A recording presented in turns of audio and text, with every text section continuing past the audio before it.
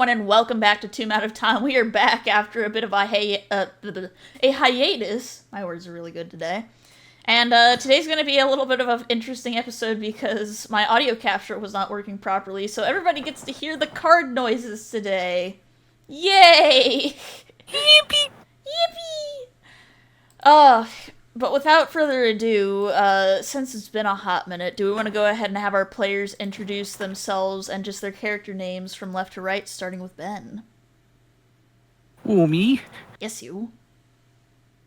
Yes, I am Ben, otherwise known as Tavern Cat Workers, and I am playing Jackson Mulligan, formerly an Arcana Lost, now turned into a fucking dragon. Yes, a fucking dragon. You heard that right. What the fuck? And whose fault is that? Flint's, he's the one that allowed this. I allowed it. You pulled the card. That is true, and trust me, I have more of those cards anyways. Trying to turn this entire party into fucking dragons. Dragon. Wish you didn't. Anyways. Hello, everybody. My name is Chaos Jess / Noid. I am playing the Dampier Q, and I hope he sticks around as a Dampier. This is pretty sweet, despite the tooth pain. Moving on. Hello, I am producer Moose of Moose Stuff Productions, and I am playing the local Light Genasi cleric, Eletris, who has been recently turned into a were-dragon.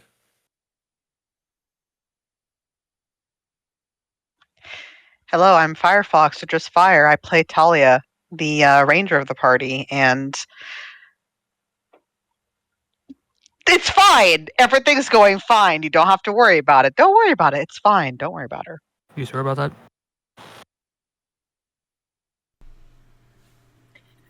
Hello, I'm Springheart. I play Gross, and I am definitely just a crane. Just a crane, Wink. huh? Wink, wink. Just a crane and not some weird hybrid weird thing. Wink. The weird warlock patron that hides in your hat. Yes.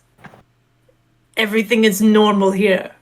Very normal, yes. 10 out of 10. Yes, the Lulu, the Yayao. There are only cranes in Bossing Say.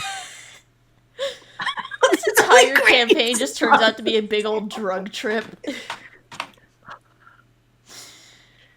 And I am Miguel the Werewolf, your friendly neighborhood werewolf DM, and Acererak stand-in. I'm gonna get my ass kicked, but that's besides the point. And That's normal. with consideration of the fact that we've been gone for 1-2 months, I don't remember. I have put together today's little recap, so I hope you guys are ready for an adventure of prehistoric proportions, because we're finally getting to more plot-relevant shit today.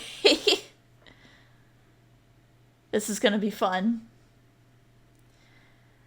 But are we ready? Are we all set and ready for the recap? Aye. Alright, Let's go. Let me take a sip. Drink. Wobber. Wubber. Alright. With a crackle of dust and cobwebs, we turn another page in our grand tale of the God knows how many seasons of Tomb Out of Time. Our unlikely heroes have killed the previous season runner and traitor Bosco, took his ship across the sea, and in their travels they discovered that Eletris was no less than a were-dragon, cursed by the very god of the moon and the night, Seth. After a brutal battle, Eletris lost his left eye, and though he was subdued, the results were no less grim. With the confirmation of Bosco's death in hand, the party pulls into Port Nyanzaru once again. This time aboard Bosco's flagship, a ship that is yet to be renamed. Though, one they're more than free to use once it's finished with its likely month-long repairs and registration fees and all that. Thankfully, you took care of the paperwork last time, at least. As thanks for taking out one of Acererak's agents of subterfuge, you've been awarded a portion of the spoils to spend wherever you please, though, as we know, a lot of it ended up going to pay off for the ship. After much needed rest, you made your way back to the guild hall. There you found your first true clue. A hint to the man you've been looking for. A blonde woman with shimmering scales named Zandala, who took an interest in Jackson due to being both of you being dragon kin. It was there that you finally put a name, I'm very smart today. You finally put a name to the man you were looking for. One Artis Cimber. Only one person currently alive knew Artis personally, or at least you so believe. A man who was frozen in magical ice for centuries. Though Bosco and Liara managed to free him about 50 years ago, neither knew of his intentions or goals, and so you turned to Asaja for aid. One woman, mentioned by Bosco simply as the Clockmaker, resides within the depths of the guild hall's sublevels. Down there, you took notice of the distant, soft ticking of countless gears, and the faintest hint that this world itself may be artificial in itself. And so, you made your way into a room full of steam, cogs, and pipes, finding an ancient goblin with missing limbs and one eye. With a twisted rifle as her walking staff, she was disgruntled to meet you at first, though soon you learned that she was one of the very first contestants in Acererak's game. Goobian, or as she goes by, Gooby, seems to have a connection to Artis, a bitter one at that. She was surprised to hear about Zandala being Artis's daughter. She didn't think that someone else would come along after his previous wife died. Despite being 900 years old, something seems a little screwy. Asaja's only about 300 or so, and Asaja knew Gooby as an adult. How old was Gooby when the two met? The way that they talked about Asaja, it seemed like they were roughly the same age upon first meeting, or in the very least seemed to be good friends. After warning you not to bother with Acererak's game, Gooby decided to begrudgingly help you with your attempt, though they're not intent on being an active member of the group. After all, almost a millennium is pretty old for a species that's only meant to live a century, but hey, help is help. Which is where we left off. A brass orb that totally wasn't inspired by Treasure Planet has been gifted to you.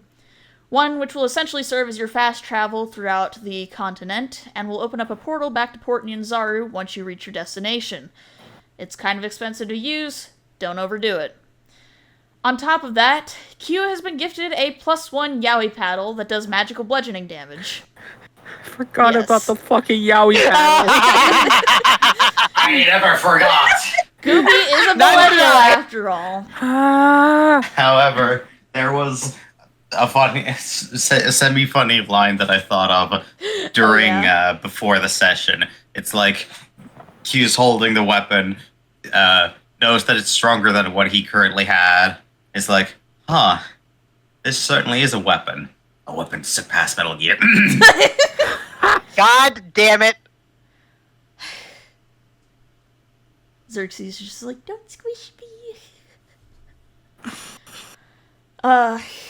But anyways, your current goal is to make it to Mesro, a city buried deep within the jungle, where you'll find your next clue. And so, we find ourselves once again in Gooby's workshop, with Goob sharing new songs for Groose to download onto their iPod. Alright, everybody, time to remember how to act your characters out after, 2 months. I hope you're ready. Fuck. I just imagine Gooby recommending Groose some of the new My Chemical Romance shit. What is this beast? Battle beast. What are they fighting? God. They bring up Backstreet Boys and One Direction and all the good shit.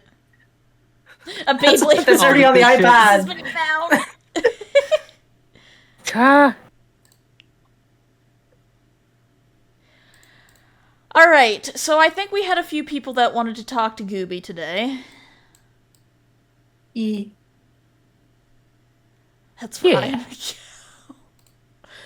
Don't make me turn Acererak into Benry. All right, who of you wants to talk to Gooby first? Well, I would like to talk to Gooby in private, so I can do that whenever.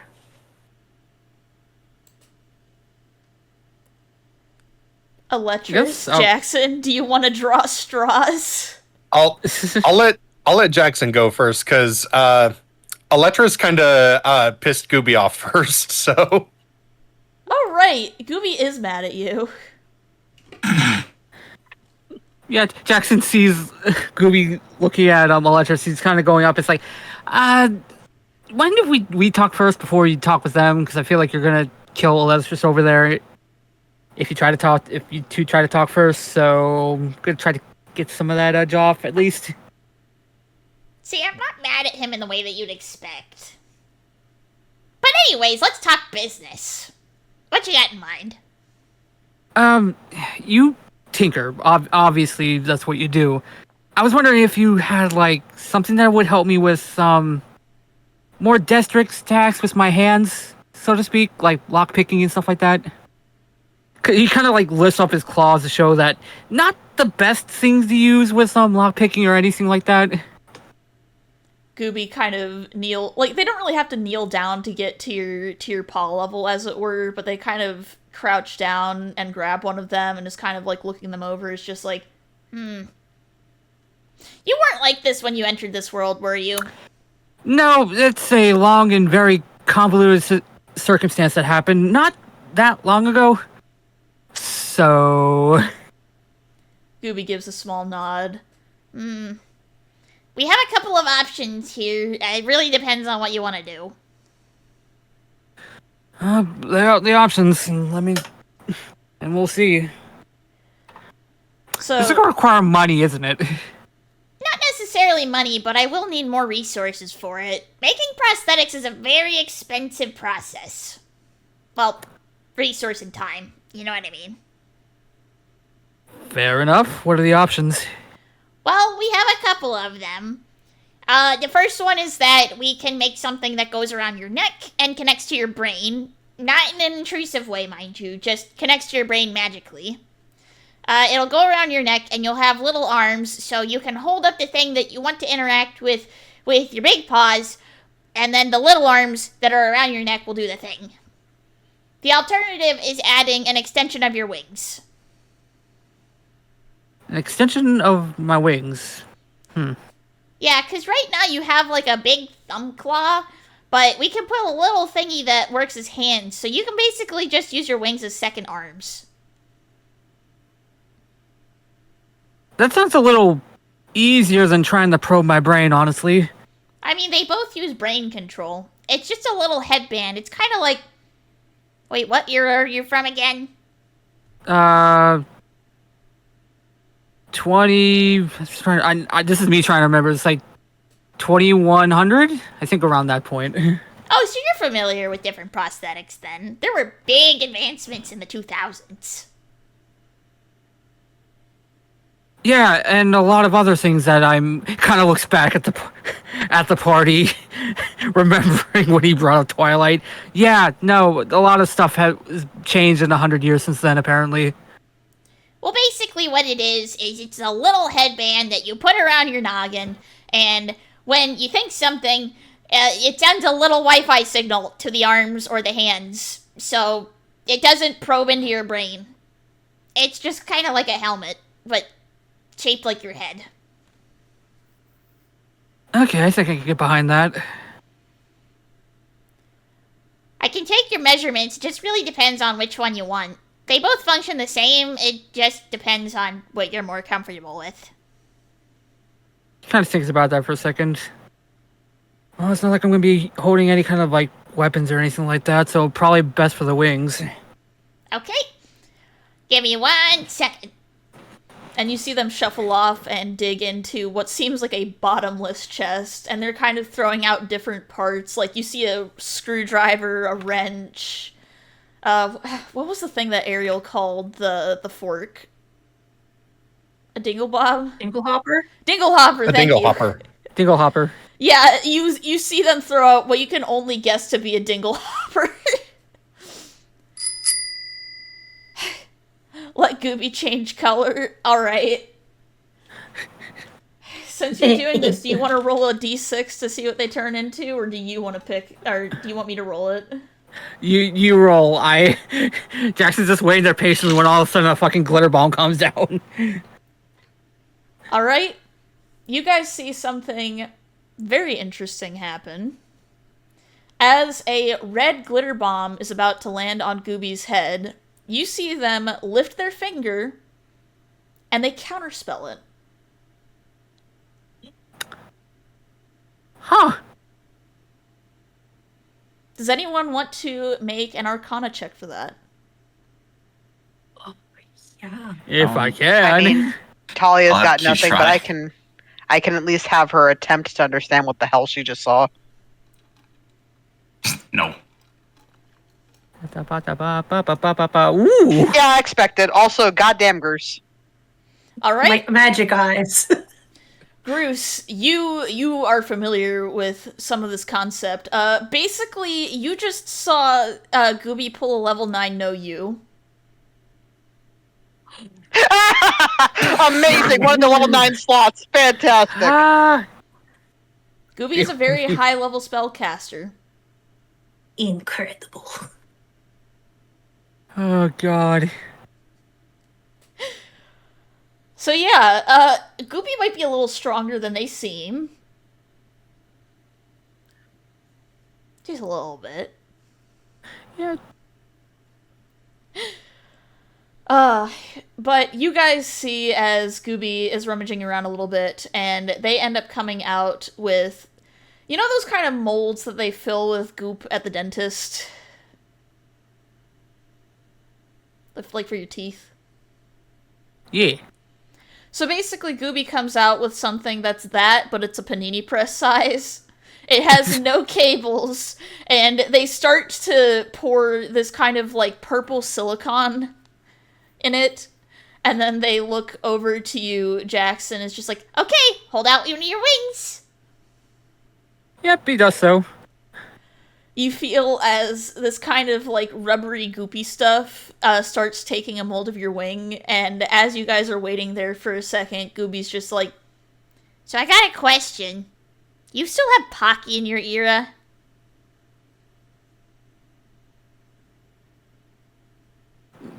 Still up what? They're basically these little cookies, but they're stick-shaped, and they're covered in chocolate or other coatings.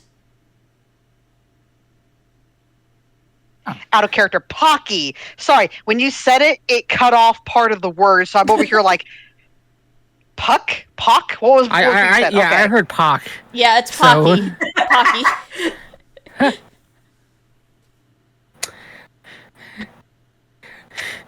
Flint, can I roll to see if Pocky still exists in 2100s? Do you Let's want to say just do a random chance check? Yeah, but what would that be? What roll would that be? Roll me a d20, call it even or odds before you roll it. Okay, let's do...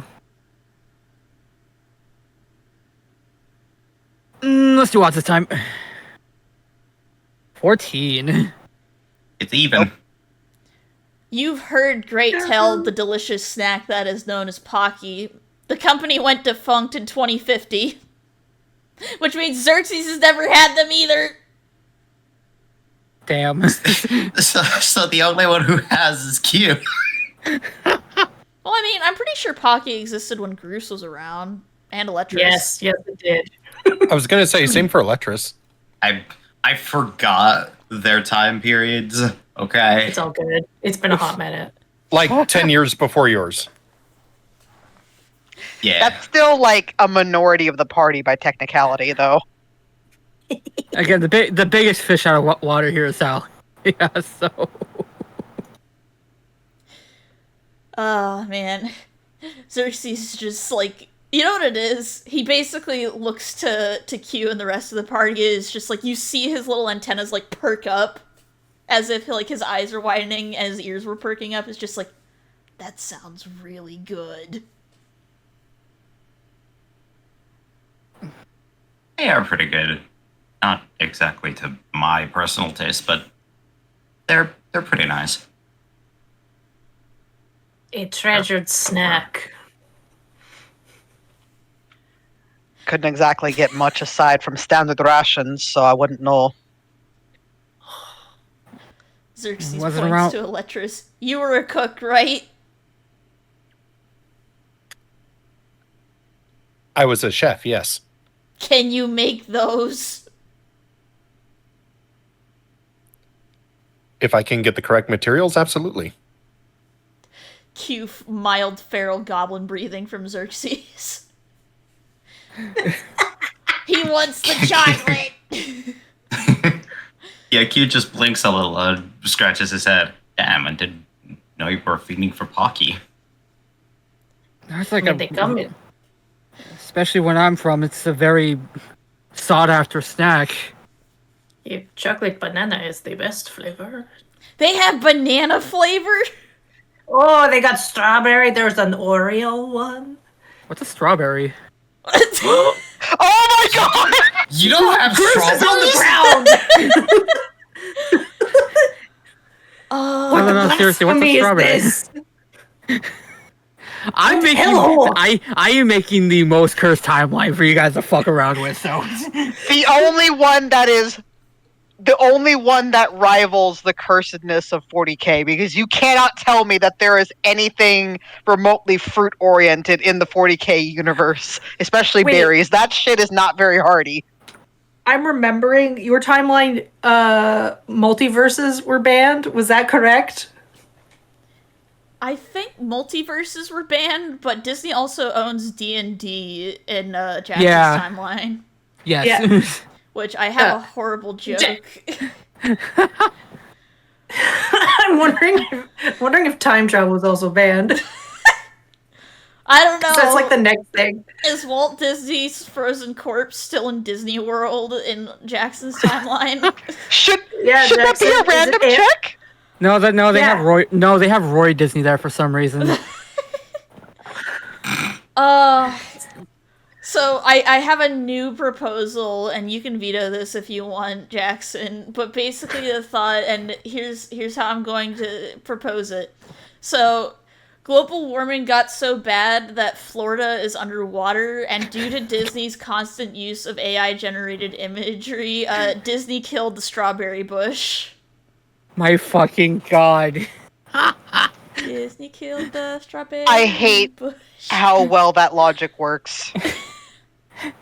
So there has to been. Wait a minute. Does this mean that there's an eternal rivalry between Knott's Berry Farm and Disney? And Hershey's, I guess. I mean, that's always been a thing, I thought. But anyways. After a few minutes, Gooby opens up the mold and sticks it over on the shelf along with their other trinkets. Gooby probably also takes a measurement of your head, by the way, just so that she knows how to scale the headband. Yeah, this is allowing that. By the way, recommendation, since you have scales, you're going to need mud baths. Or oil. Whatever you want.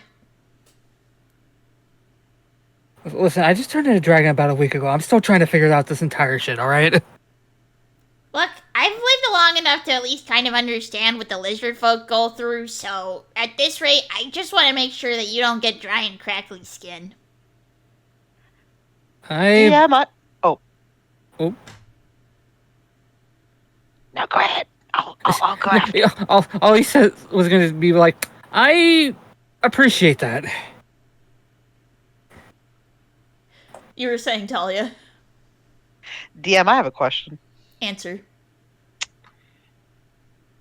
Given the nature of Talia's body, would that be a possibility of at least removing anything that could cause irritation? here's the way that I'll rule it. So, basically Jackson needs Vaseline, if that makes sense. Right. But Talia can melt any irritants on his skin. So as an emergency measure, that's a possibility. Got it. Yeah, you won't hydrate the skin, but you can remove a molt, as an example.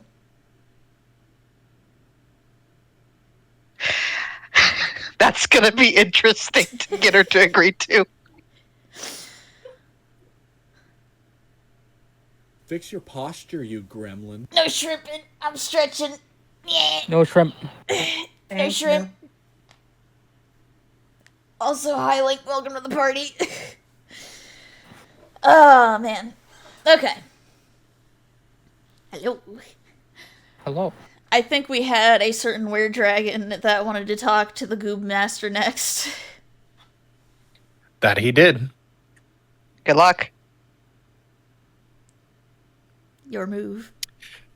So Eletris just kind of approaches and he just vaguely gestures to, like, you know, the patch over the now empty socket in his head, and he's just,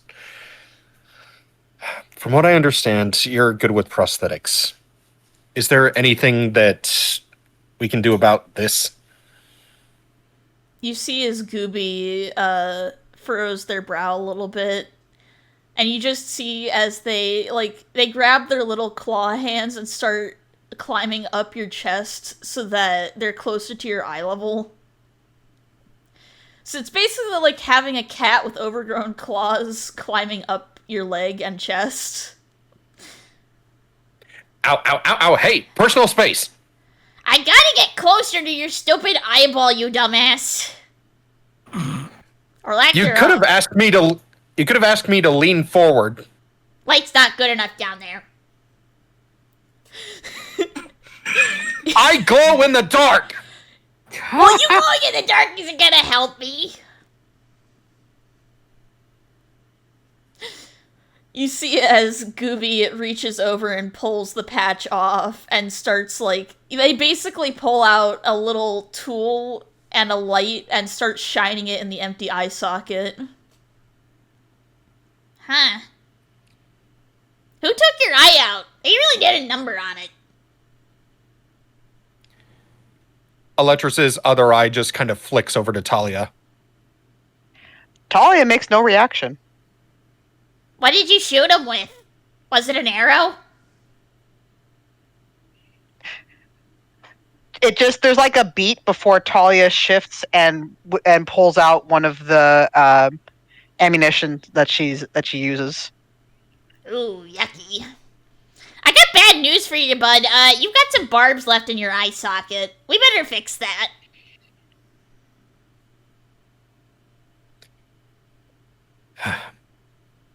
Well, what does that entail? You see as Gooby rummages around in their little, like, medical pocket on their hip and pulls out a big set of tweezers.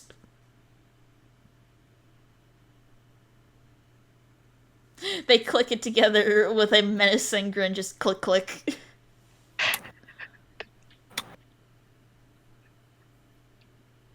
I'm having second thoughts. Talia immediately just, you're gonna want to bite something. What are you offering? She's Talia not looks tough at enough to him. bite. I was gonna say, Talia looks at him, walks over, and without hesitation sticks out one of the fronds. Is like, "Do you want to find out?" Okay, that actually gets a little bit of a wry smile out of him. It's Good. gone the next instant, but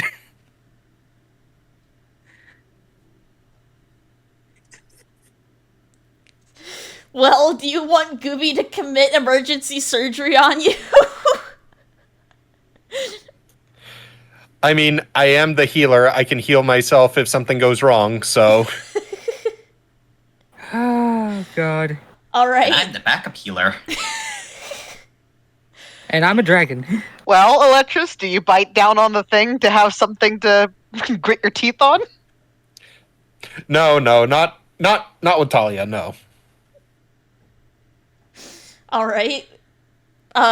So Electrus, I need you to make me a Constitution saving throw at disadvantage. Oh boy, because I'm good at those. Well, I hope you're decent at them. You're a cleric. You're a cleric, yeah. That being said, Talia is on standby to make sure he doesn't just drop. Okay. All right. So this is basically how it goes. So you feel as if Gooby is digging into your brain right now, and you basically wince so hard that as they pull out the tweezers, your face looks like, you know, the lemon pucker face, but extended to extreme extent. Oh no.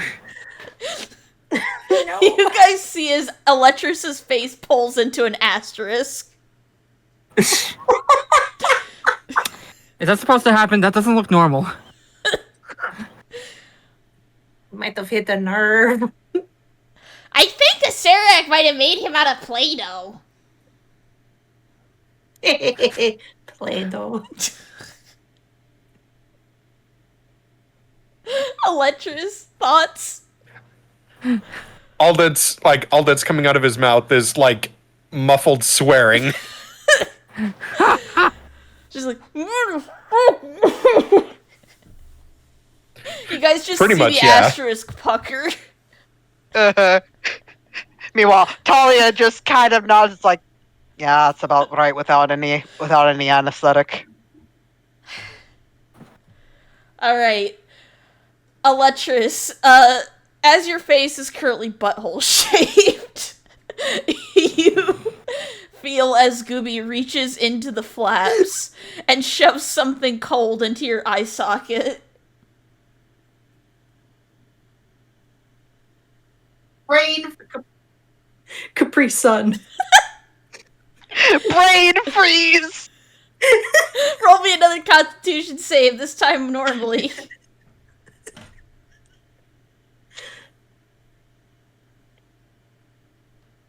Okay, you're good. Hey. Alright, so the rest of the group basically sees Gooby conjure up a little ball of ice as they shove it into Electrus's eye socket.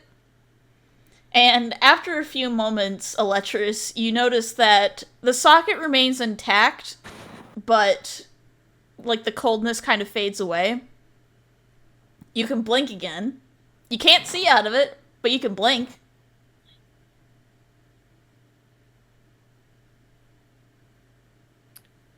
So am I unpuckered enough to actually speak? Yes! You are no longer a butthole. Unclenched.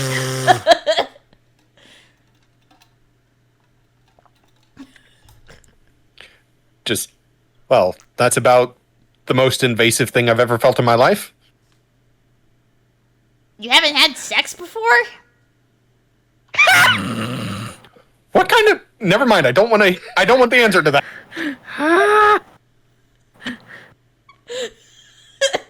Gooby just slowly puts their hand up for a high five from Gooby. Groose You gets mean a high Groose. five. Yeah, just not looking at Gooby. You guys just see a feather on Gooby Claw slap.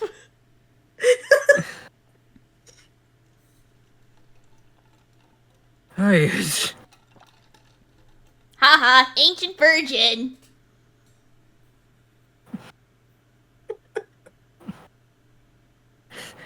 You really gonna take that with a sword? Look.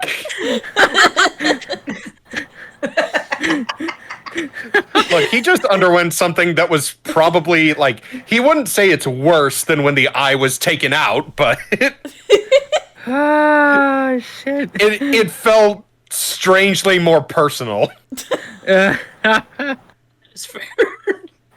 I'm over here like, I'm pretty damn certain things don't exist in 40K, but I don't think anyone's gonna fucking call Talia on that. Oh, God.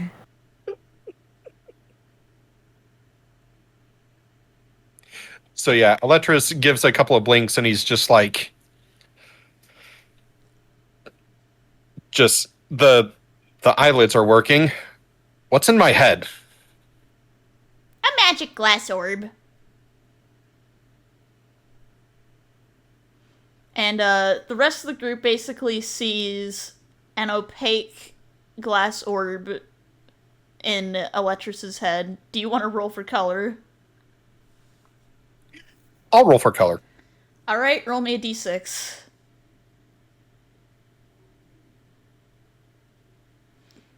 Alright. It's yellow.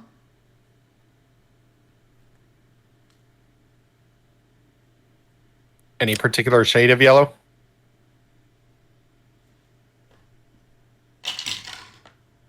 Call it even or odd.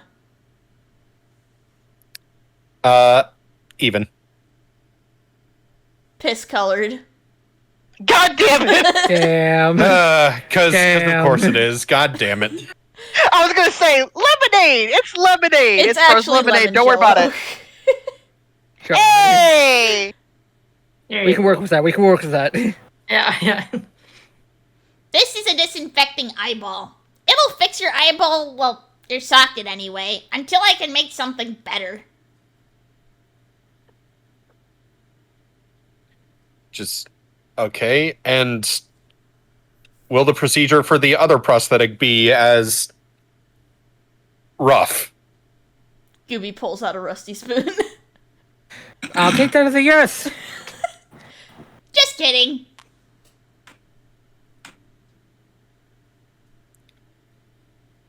Just I don't know what I expected. I'm old. I don't have a loss of sense of humor. That remains to be seen. Well, just because I'm taking the piss out of you doesn't mean it's not funny.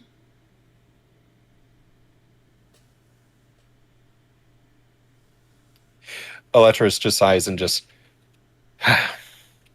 regardless of the unpleasantness of the procedure, thank you for the prosthetic. You're welcome. If you bring me a magic gem, I can turn it into a real eyeball. Well, not a real eyeball, but one that can see. Can you be more specific? Gooby thinks for a moment. I think a gem from a dragon's hoard should suffice. They usually hoard a bunch of magic shit. Oh, is that all? Uh-huh. I don't like how nonchalant you are about this. I'm too old to give a shit. Real quick, DM, can I make like would it be like an intelligence check? Basically, I'm trying to like remember if the person we're looking for is a dragon or if the other parent of the young lady that we encountered was the dragon. The current parent that you're looking for is a human. I thought so. I'm sure you'll find a dragon eventually. This is foreshadowing. Foreshadowing is a literary advice where Eletris looks over at Jackson. Just, I don't suppose there's a way we could, like, basically, like, would a gem held by a newly formed dragon count? That's when Gooby looks over to Jackson. Does he have any magic gems? It's not the dragon holding the gem that's the problem. It's the fact that the gem itself is already magical.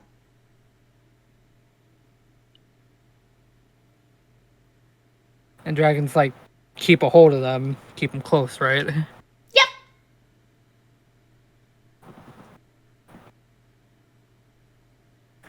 Well, unless one magically appeared in my bag, I don't assume I would have one.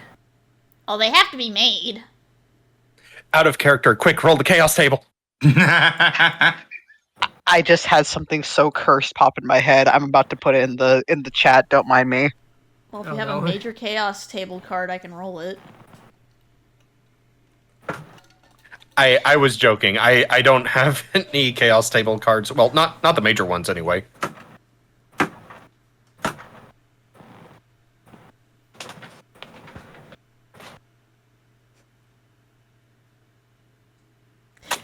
Electrus, you feel as Gooby pats you on the head and finally lets go of your pec muscles.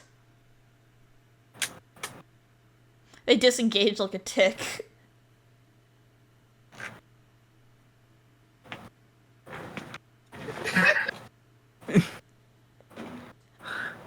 Your stunned silence means all. I'm waiting for Fire to stop laughing. Let the laughter be heard! No, it's fine. Everything's fine over here. Are you Yes. good? No. Yep. I just can't look at the chat. Yes. The Twitch chat or the Roll20 chat? No, it doesn't matter. It doesn't matter. Oh, Yeah. we're Worry talking about about the Scorb. No, No, don't Discord. Don't What worry did about you it. post? I didn't do anything. Well, I was a Jackson, I good hope brain. you're ready It wasn't my- for bottom surgery. Huh? Wait. Wait.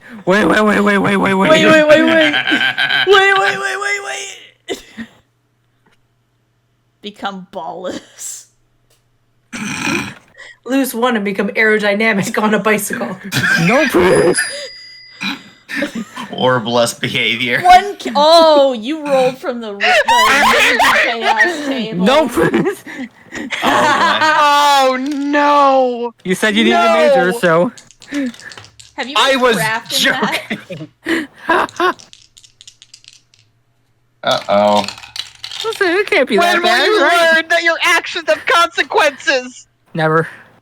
Does Wait, the bro, dot at wait. the bottom mean that the number is upwards? I think it's if the dot's at the... I'm using real dice. The dot or the lines at the bottom means that it's The- right side up, right? The dot at the bottom, that's the bottom of the number. Okay. Yeah. So let's see here. That's a 46 on the chaos table for major. Everybody roll me a d20, please. Oh my Oh, god! Oh, fuck. Yippee! 4. Oh, I'm scared. I don't Oh, like boy. my number. We all die. We have to make new characters. Is it I the don't highest like or that. lowest number that gets Ben. sacrificed? we all die in front of fucking goobies. Ben! Hey, I have questions to ask you. Noid. Yeah? Evens or odds? Oh fuck. I'm gonna flip a coin. I'm gonna flip a coin, that'll decide. Alright. I didn't catch it correctly. Evens.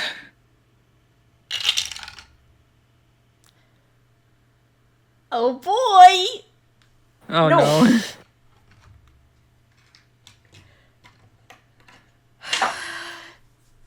I need a moment to hype myself up on this.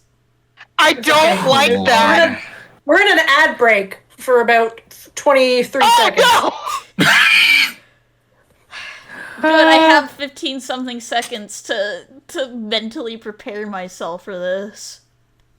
Is this gonna be a good thing or a bad thing? It's fair for 10 seconds. I need to get the Understand. table. no! Understand, Ben, that there may be a very good chance someone's going to throttle you.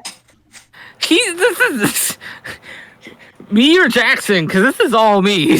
You! Out of There's a character. Oh, I need the Because expansion. this is technically not Jackson's fault. This is your fault. We were just having a lovely chat in a workshop. What, What, it's it's been been underground too long? Load. Google, thank you. I gotta open the D100 list. You 100 Oh. list? Oh boy. 70. Why are you Part of me Googling? feels part of me feels like this was horrible foreshadowing when Q was like, I like him staying damp here. All right. Oh no. Jackson, you remember this. Oh, Zamorno God. has been cast. Q, you've been pulled into the barber shop. No! Ben! We're safe underground!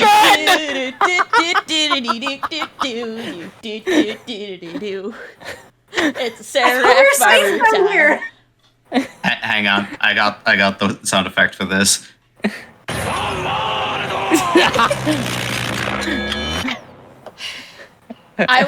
I'm going to explain what's happening. I will let one other party member offer to take Q's place after I explain this. Oh boy. So, Q, you see as Acererak yoinks you up into his barbershop. He sets you down in a little chair, puts the little barber thingy around your neck, and pulls out a hot towel to put on your face. So, how are those pointy ears treating you?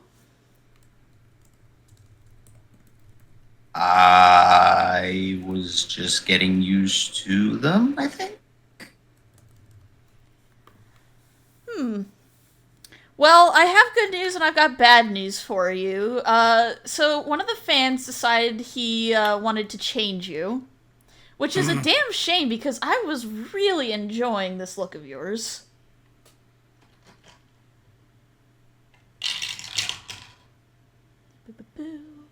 I'm feeling concerned.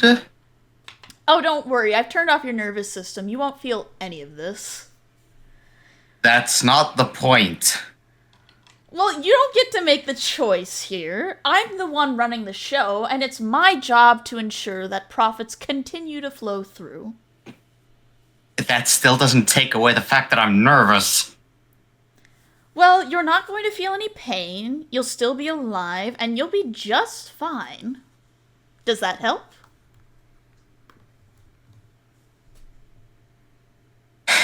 The only reason I can even remotely trust those words is because when you did this to Jackson, he's still there. So I know that you're not going to just slit my throat. Well, why would I slit your throat? You're such a beautiful investment. That? No. I apologize, Noid. I don't actually speak Finnish, but can we just pretend that Acererak is speaking fluent Finnish to you right now? That is perfectly fine for me. This is translated for viewer enjoyment purposes. Pretend that there's subtitles here because my limitations. Basically, Moose, as you play that subtitles show up at the bottom of the screen. But luckily for Noid, he understands what's going on. Yes. It is his native tongue, after all, so I would be surprised if he didn't understand it. So basically, Acererak starts talking in Finnish to you. It's just like, are you familiar with furries? That is a very dangerous question to ask, depending on the type of furry. Also, why are you speaking Finnish? Noid, I'm so fucking sorry.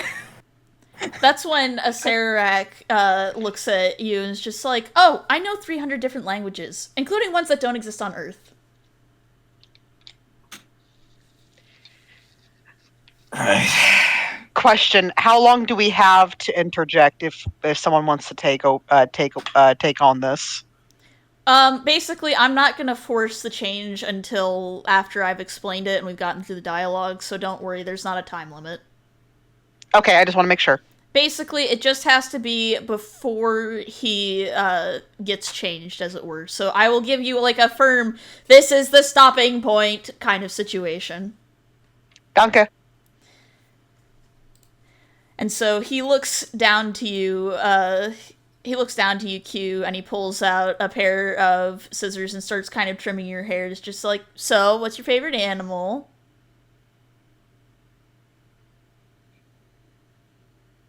I have a feeling that's not gonna matter. Well, I want to give you some options. Give me some ideas.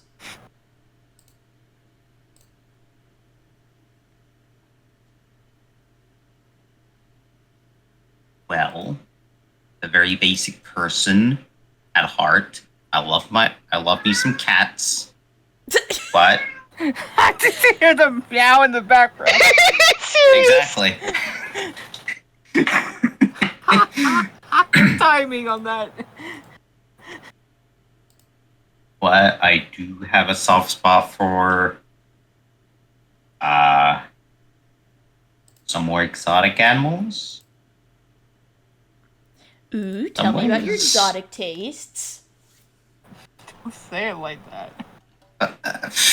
Damn it. I don't know if it's technically exotic. I do have a slight soft spot for some arachnids. You see as Acererak's eyes widen and he gets a very excited look. Like, all 10 of the eyes are just like, you like spiders too, don't you? Well, it definitely depends on the spider. So, what's your favorite spider?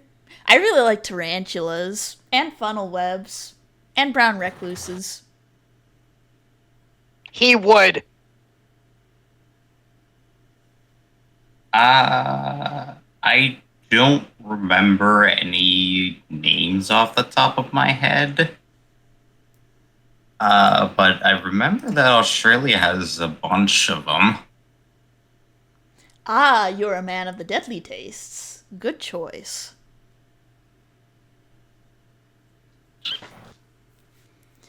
I think I know what I'm going to turn you into. Okay, so this is me speaking as the DM. So we have two options here. You can either become a Drider, or you can become a Minotaur. You will remain with the Dampire stat block, but yeah, basically you have the choice between either being a Drider, one of Xerxes' species, because they're technically the alternative to Driders in this setting, or a Minotaur. Hmm.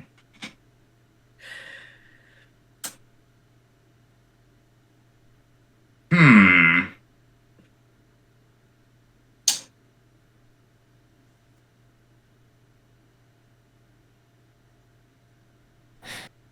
Decisions. I think the safer option would be Minotaur, because Acererak is not exactly regarded with the most positive views, and becoming one of his species is likely not going to go over well with the general populace, so the safer choice is to go with the Minotaur. Alright, we're going with the Minotaur, and I'm going to let you guys discuss if anyone else wants to take Q's place. I'm going to say that Jackson, since he has already had a Chaos Table transformation, cannot do it this time.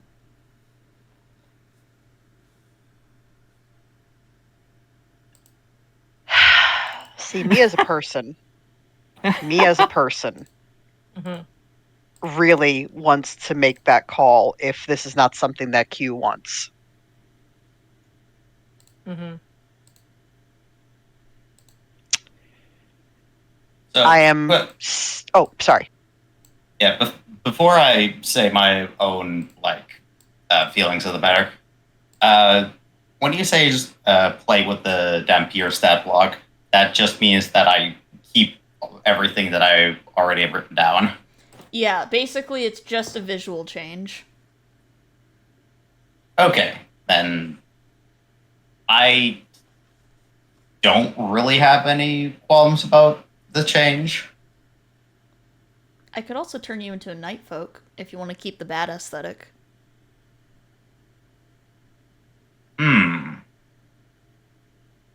I'd say bad people are a thing, so. You know what? Yes. Alright. Does anyone else want to take his place, or are we going to let him become a furry? Okay, I mean, Hey, Jackson's not the furry one anymore, and we have no idea what the fuck. And here's the thing, we have no idea what the fuck Groose is. We don't know if that's a furry or not. yeah, that is true. Like I said, I was terrified. I was debating it, but if this is an enthusiastic, you know what, on board for this, then I withdraw my my offer. Yeah, Gruce's trauma is too fresh. Gruce is under a table. All right, Q has gone from being a hot boy vampire to a hot boy furry, or not Gruce. Q. Yes. Yes, Queen. I love my I see no 3D downside. I hat see that no doesn't downside to fit- this. Well, that's just because Miguel's gonna have to draw some new art for Q. Yes. I hate you, I Ben. So I much. swear, I don't mean to do this. There has to be more than just fucking true polymorph. The entire Okay, fucking table. But here's the thing. It is a chaos table. You don't know what you're gonna I get. think that and mine might happen during the minor one. I didn't think it would be on the major one too. I Of mean, course it's why on the the fuck major would it one. not be? I mean, here's the Because it would thing. be two different tables. I can roll again. So, no need. No, I'm fine 'cause with the current arrangement. I can roll again and save you from this Let's not. Let's not. Oh, you could be saved. Or you could There stay are positive options besides from being changed. Aside from being hot? Do you want a gamba? You want a gamba? No. No. Are you Guys, sure? guys, don't worry. I still have Yes. guys, don't worry. I still have 3 minor cards. So I have a few major ones, but I'm sticking with what we've got right now. you're waiting to use them on me as payback. No, I'm waiting to use them in general. Oh God. All right. Let me pick a good bat option for you. Beep beep beep boop boop boo. Boop boop boop boop boop boop. Let's boop. face it, fruit bat is one of the most aesthetically appealing. See, I was thinking either Puppy fruit bat energy. or false vampire bat. I was gonna say, like, if you're looking for like a reactive image, make him like the little Honduran white bat. See, if Asajj Oh my weren't God. here, I'd do that. Asajj is already based off But of the a Honduran false white vampire, bat. hold on, I need to look at see what that looks like again. False vampire bats are big.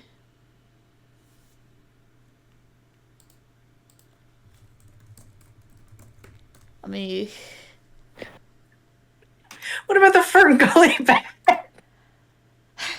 That's a fruit bat, I'm pretty sure. I think he is a fruit bat. Yeah, just do. Okay, the false vampire is actually pretty cute, I'm not gonna lie. But those big ears, Yeah. oh my god, look at those ears. Big ears. Yeah, dang. Big flopper. Hey, have you heard? Yes.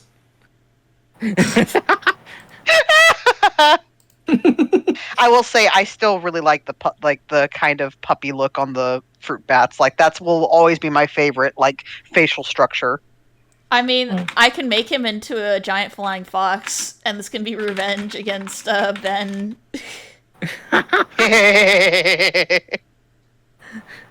You want to I be think a it should fruit be up bat? to. I think it should be up to Noid what he wants.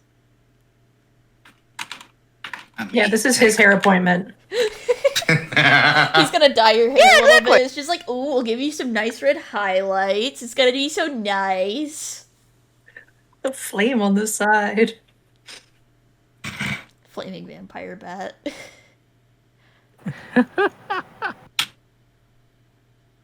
Flames make you go faster. We're not going off of orc mentality here. Red does not mean go faster. If you put flames on it, it goes faster. Every boomer knows that. I'm sorry. I had to apologize to the audience for derailing this. At the same time, I have no regrets. Absolutely zero regrets for what's happening right now. You know what? Ben, every single time. What? I'm an agent of chaos. If I had the deck of many things on here, I'd be drawing from it every session. Just I put it- realize that. I put a couple of examples into the private server, comparing the two. I kind of like the false vampire. All right. You see, as Acererak tugs on your ears, you don't feel anything with this, but he basically starts reshaping you like Play-Doh. And he like takes out a little shaker and he starts shaking out bits of furs, just like a little over here, a little over there. Oh, we'll go ahead and add flames to that. Flames? To make you fly faster, you dumbass. That's not how it works. Well, it's how it works for me, and I get to make the rules because I'm God. I can actually see the benefits then. We'll go ahead and roll your height change.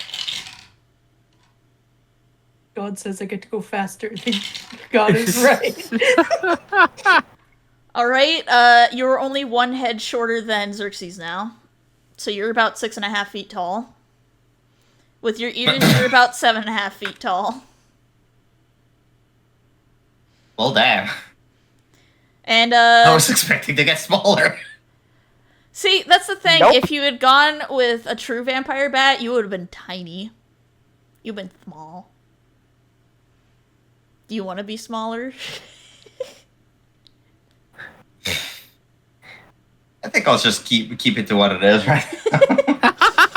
Alright, so Zawardo stops, and you guys see as Q drops out of the barbershop. He has a flame-covered hair coat thingy to keep him from getting hair all over him.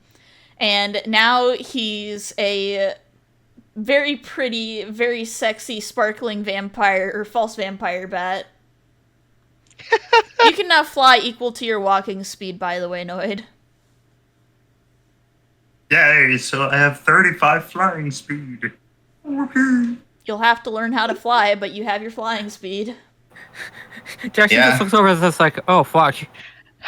Is the portal still open? Do you want to try to get in there? No. Talia immediately has her, like, she had her hand on her sidearm. She's pulled it out and she's trained it at Acererak. It's not, I know I'm not going to make it, but she's making the point fucking clear. Acererak just looks at you with wide eyes and throws a Cheeto back at you. Take it. It's satiated Groose. under the desk, grabs the bag, retreats. Before she can get the shot off, I'm sure it closes. But I love the idea of just like, bitch, I'm waiting for my opportunity, motherfucker. Just zoop. And Noid, I'm going to give you the option. Do you want to appear scary or do you want to appear cute in this instance? Scary or cute? You know you want to be cute for Xerxes, don't you? I don't need all of it. I need Xerxes. Boop, boop, boop, boop, boop. Yeah, fuck it. He'll appear more on the cuter side this time. Alright, in that case, Q, go ahead and roll me a charisma check at advantage. Give me just a moment.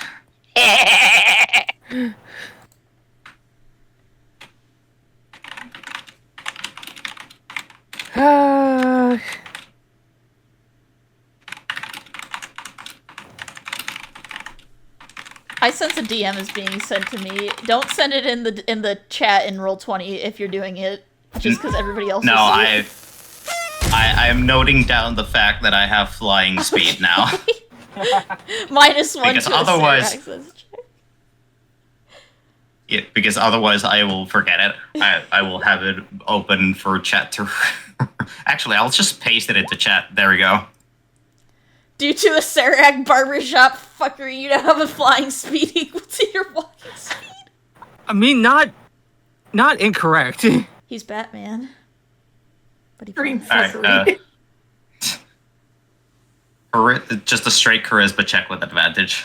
I mean, you can also do it with persuasion if you've got a modifier for it. I mean, we're proficient with persuasion, so Do it. do you want me to? Let's see how much we can mess Xerxes up. Oh no. Yeah! Oh, I rolled that to Very. DM.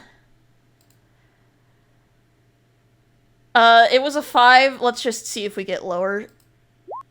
Okay, yeah, it's basically the same. Ah. I forgot to switch it, okay? It's all good. But yeah, so you guys basically see as Xerxes' eyes get a little bit wider, and you see a little bit of blood drip out from, like... This is a really weird time to mention that he breathes through his neck, so you just see a little bit of blood drip out of, like, one of his neck holes. And, Q, you just see him softly skitter out of the door, but you can still see his eyes looking at him.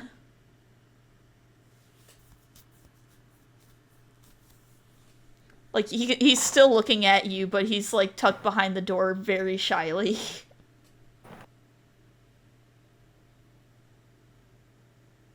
Alright. You feeling alright?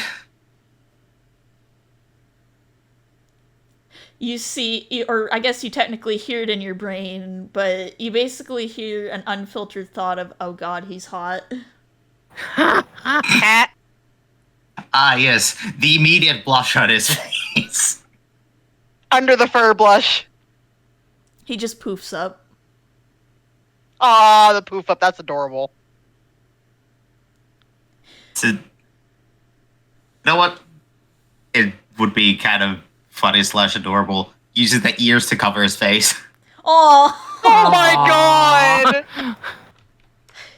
Alright, I'm trying to think of who he would, who Xerxes would, like, quietly ping to ask for wingman advice. There's only one. Look.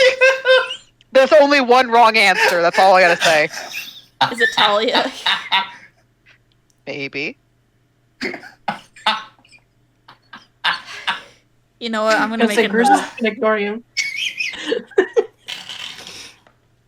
Oh god, this is hilarious. Okay, but why do I feel like Groose is gonna pull the whole you have to seduce her thing from fucking Team Fortress 2? Or No. fuck, what's the other one I'm thinking of? Fuck, there's another one that's really fucking funny, and I can't. Unfortunately, Oh, Groose you know is- what? Like Gomez Adams, like fucking Gomez Adams. Oh. Make it feel like the most sublime creature on the planet, kind of shit. Unfortunately, the trauma is still fresh in Groose's brain, so... Poor yeah, Groose has not been talking to the Bugman. Xerxes is just very quietly lingering outside the door. He's giving little blushy wing flaps. Is he still bleeding? He is not bleeding anymore. It's like a tiny nosebleed. Yeah, I was about to say it's basically a nosebleed that just happened. It's a nosebleed, but he doesn't have nostrils, so it comes out of the other air hole. See, Eletris doesn't know that. Is Eletris gonna go over and try to help him? He was gonna ask if he's okay and offer for a healing word. Xerxes is just like, the hot man became hotter.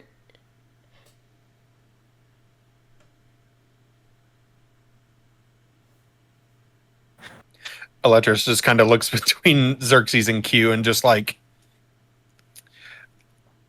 I suppose I'm not the one to throw this particular stone.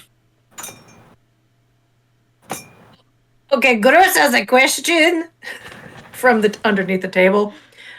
And you just see a hand coming up around the edge of the table and pointing around dramatically. Groose has a fucking question? What the fuck was just happening? Acererak is deciding to cater to whatever fucking whims they've got going of their. Thinks about it for a second and just. I don't know how else to phrase this, but effectively the source of the funding. So I'm guessing patrons. Yes, yeah. So he can see us down here as well. Oh, aye. At which point Talia makes a very menacing-looking grin. It's just like something that I always make sure to take advantage of when I get a chance. Gru slowly looks toward the ceiling, eats a Cheeto, goes back under the table. You see as a hand sticks out from the underneath the table and offers you another bag of Cheetos, Gruce. Whose hand? It's Acererak's. I tumble roll out from under the table. Motherfuckers! It's boy. Just be assumed that wherever you go, you're not going to have any kind of privacy, especially from Acererak. You hear we split Acererak's clans. voice chime in. It's just like, look, I don't film people while they're having sex. I at least grant them that privacy. You sure about that? You sure about that? I'm as asexual as you can get, my boy. My wife knows this. Yes, but are your patrons the same level or not? I doubt I doubt this is supposed to be that kind of entertainment, Jackson. That and I would get banned by bitch.tv. To the Oh, shit, you guys have moderators at bitch.- Twitch, this is not a dig at Twitch. This is just the in-universe Twitch. Oh, wait, you guys have bitch.tv? Sweet. Yeah, where do you think I've been streaming this? Ah. I apologize for a very high-pitched scream. I'm so good. sorry. You're good. This time, Q actually does cover his face with his new bad hands that is like, oh my god, that's what it's called in the future. I hate this. I love and hate this. Hey, Gooby. Could I have a word?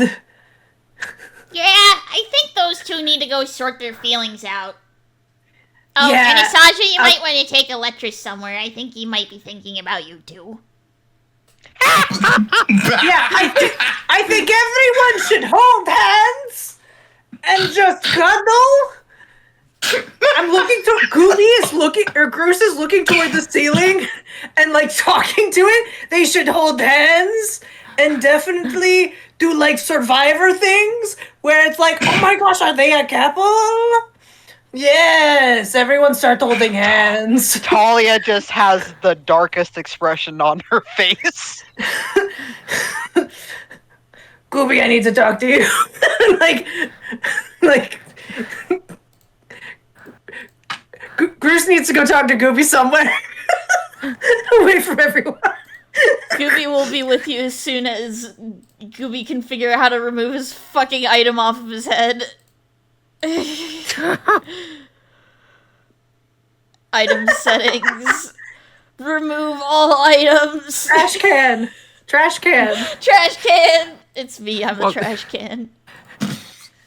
Do you need me to open it? Hold on. We do not need to go into one-on-one unless this is something you don't want the rest of the party to hear. I don't want the rest of the party to know to ask my questions.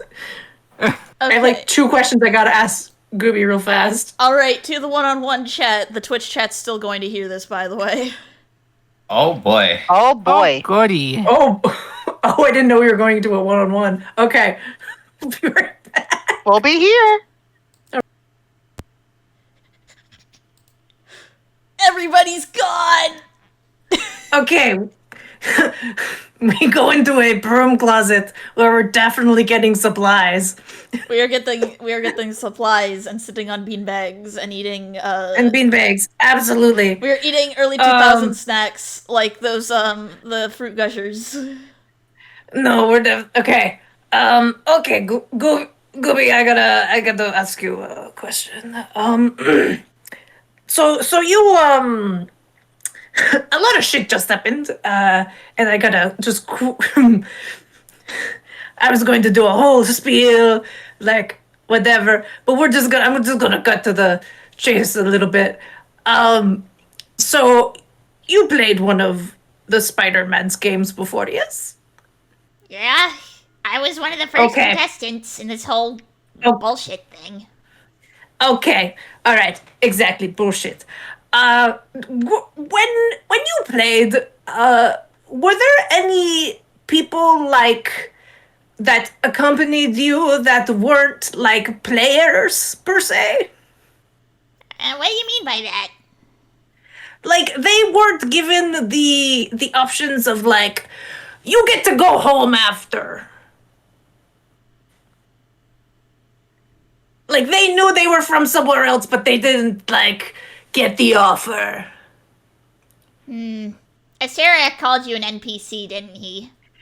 Oh my gosh, what a fucking asshole, yes. Yeah. Mhm. I'm just wondering if an NPC followed you around and what their fate happened to be by at the end of your adventure. Gooby holds out her hand, basically like, you know the girl hold, like the I'm here for you hold? Yeah, She basically offers you her return- hand. I return it. I want you to listen to me very carefully. Don't listen to what Acererak says about you. He's just trying to get into your head. He's okay. You're not an NPC, and you are just as important as everybody else in that. Well, between you and me, they're all weirdos. I mean, have you looked at me? Yeah, but at least you get what it was like, you know? Oh yeah, okay, all right, yeah, okay, all right, okay, all right. It doesn't.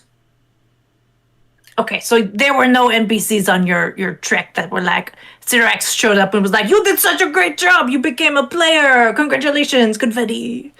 See, I think that you're technically supposed to be a player. He just. Well. Can I be serious with you for a second? Yes, this is a very serious conversation. It's not going to change my internal goal. So, I just need to figure out this part. I'm going to be real with you. As someone who Oh, yeah. is of the powerful persuasion, Mm. Acererak basically tries to find ways to get into your head so that you lose. Crunches a Cheeto. Because the thing is that if someone wins the game, no one wants to watch anymore. I mean, who watches a series when it's done? I mean, but if no one wins the game, then people begin to think it's rigged. If you don't let anyone win, right? Crunch. Yeah, that's true. We got pretty close Like, to winning, at least in some ways. Yeah. Yeah, at some point people will be like, it's fucking rigged if you're not going to let, if you make it like, if you're just killing everyone off, right? Crunch. Like, Survivor is not fun if no one survives. Yeah. Also, real quick, Black Belt, I did see your stretch and wiggle. I will get to that in just a minute. All right. But, So, continue. I'm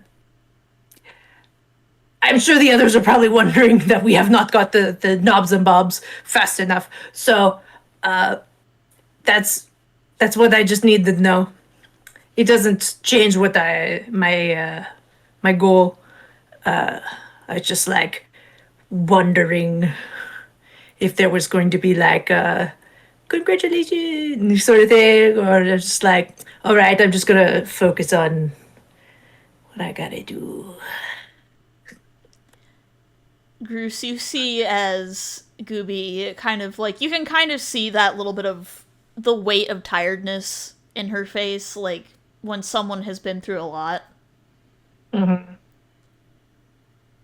Bruce, I can make you one promise. If you want. You have already been extremely honest and extremely helpful, but by all means continue down the honest trail. I don't pull the strings here. And unfortunately, by rules, if I try to help you guys on the same level as a party member, well, Acererak's just gonna straight up destroy all of us. Or put you guys in a worse situation.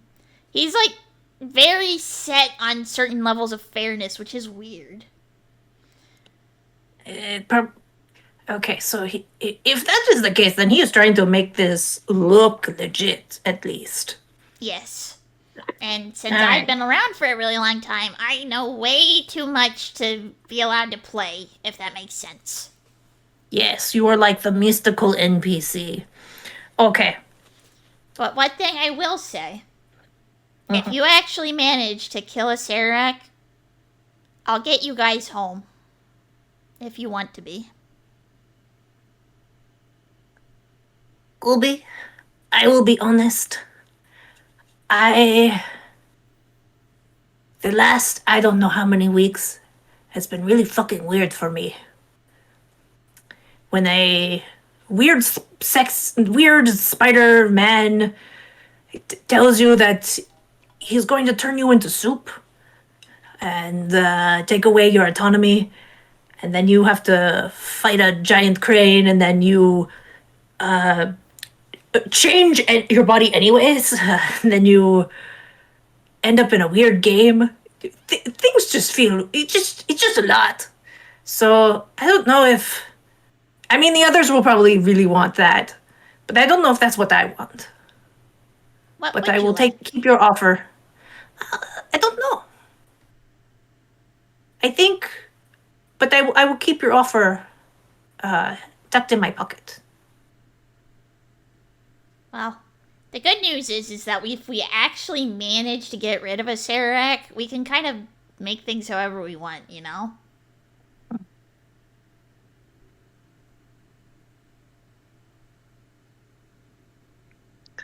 All right.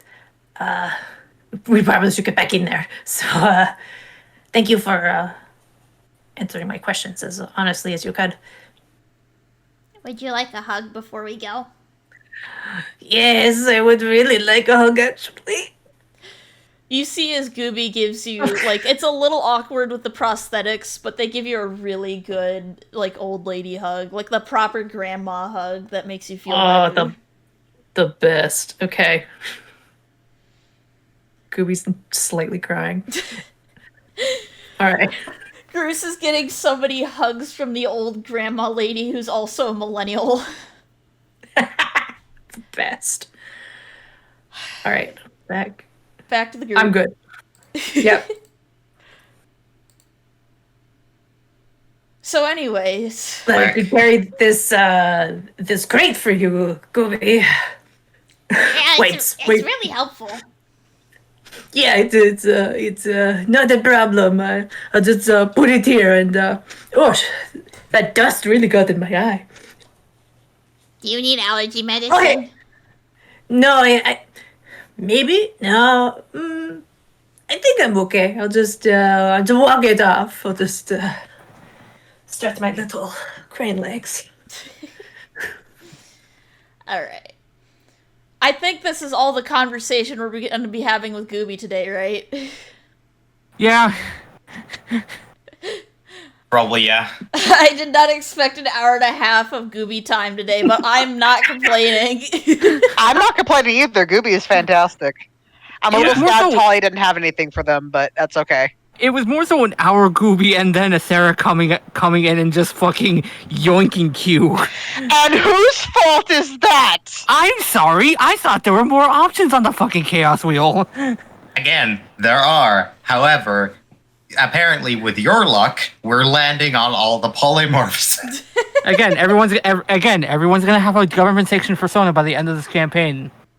Well, Electrus already is technically a furry. He just falls into the werewolf/weredragon section. Right. I cannot state enough how hard Talia is going to be working to try and not have that happen if possible. Ditto. I'm gonna get. This is completely Wait, no, unrelated. Bruce, I'm what? getting Talia a spa No. voucher for all the bullshit she's going through. No, that's fair. Bruce Not an doesn't need Acererak another spa, by the magical way. transformation. I'm gonna make a long story short, and I'm so sorry, Talia. I know you had a discussion that you wanted to have. Are you okay if we save that? it. Are you okay if we wait until the next time we come back to Port Nunzaro? Oh, absolutely. Alright, so I'm gonna make a long story short. You guys have a long rest.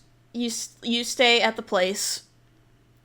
The noodle child is safe and sound, by the by. Woo. They're vibing in the kitty Good. corner. They have toys. Good. And we're gonna go ahead and not have Firefox close itself. Anyway. Oh god! So as a reminder, 2 hexes per day in terms of land travel. And yeah. So do you guys just want to start fresh the next morning? Yep. We can question. This is without a guide, correct? So we're gonna have to navigate. Once you are in the woods proper, yes, you will need to make survival checks. Unless you want to hire a guide.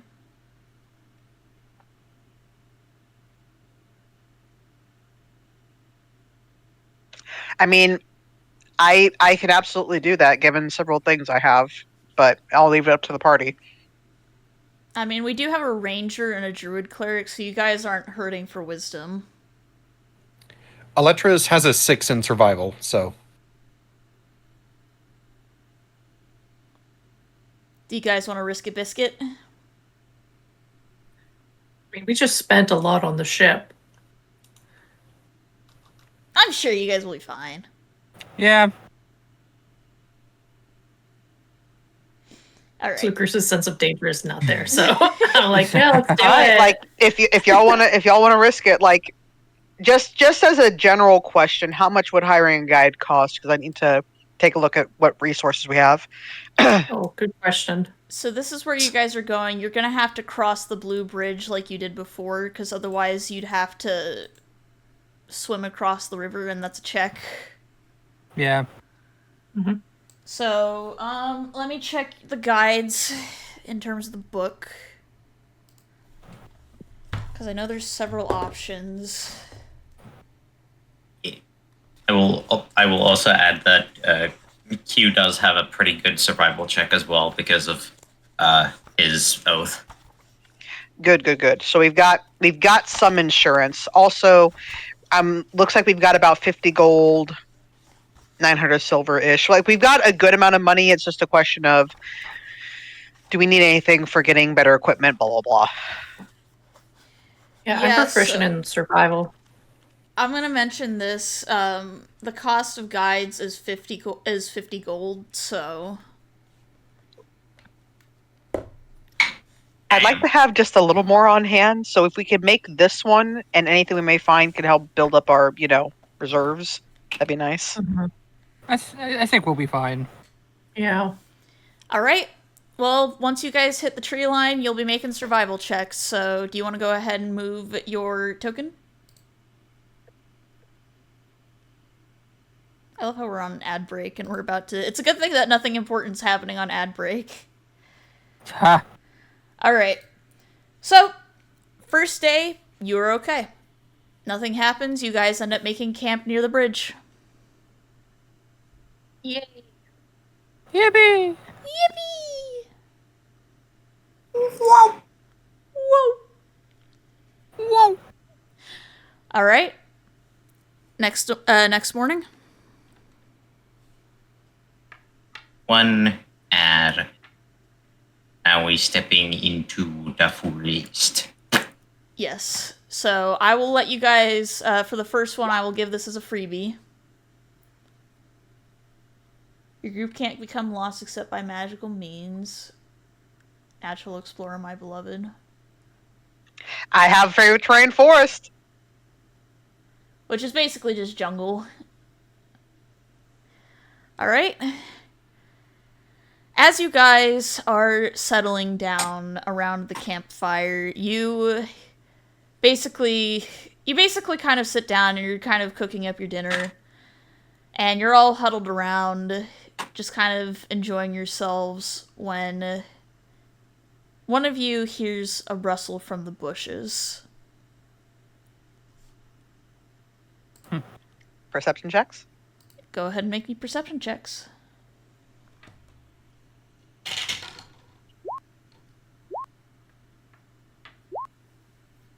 Bruce has headphones on. 22. Alright. I'm gonna give this to Talia and Jackson. So, Talia, what are you doing while you're hanging out around the fire? Talia was taking first watch. Alright. So everybody's asleep right now? Talia, out of the corner of your eye, you catch the glimmer of something green, and the faintest hint of glowing bluish-green eyes catches your attention. Does it look like predatory behavior? You recognize this eye pattern very distinctly because there are 3 of them. It is the pattern of grilleds. Mm-hmm.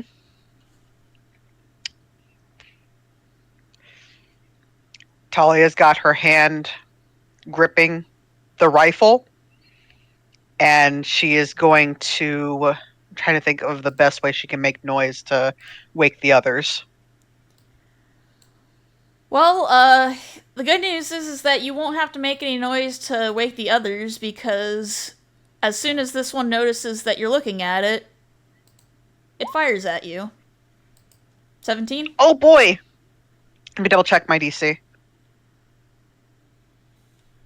Yeah, that unfortunately hits. Alright. The rest of you wake up to hear the sound of a thorn revolver go off. Okay. And there is a nearly imperceptible grunt as Talia does take the hit.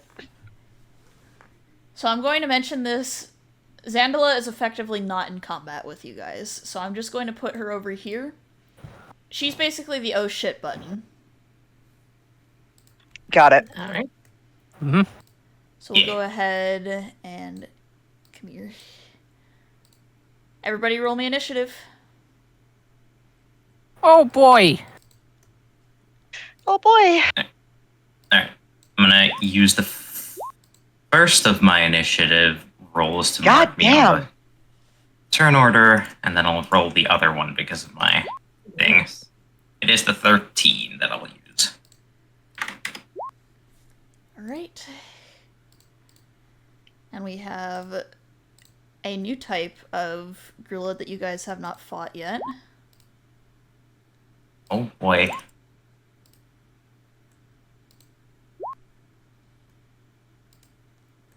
And 3 of the commanders. Okay.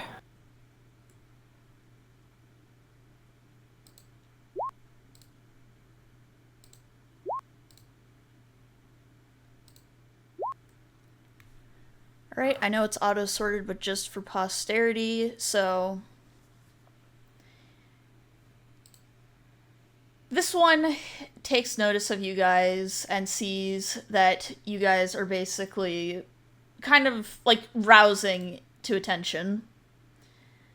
And they point to Xerxes specifically, and you guys hear a hiss, and within the words, traitor, he fires at Xerxes for 9 damage. Oh Yike. no. Right. That's his turn. This one is going to go for Eletris. And this one is another commander. So he is going to try and attack Eletris twice with a Carapace Blade. 14? Neither hit. All right. Talia, you are up. All right. Which is the fucker that shot me? The one that shot at Xerxes.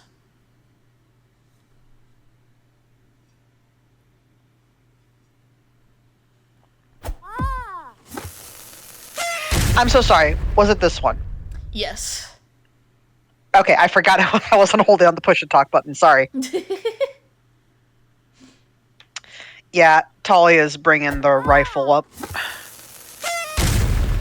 Basically, it's a motion executed in a way that you would not have been able to guess that she had actually been shot.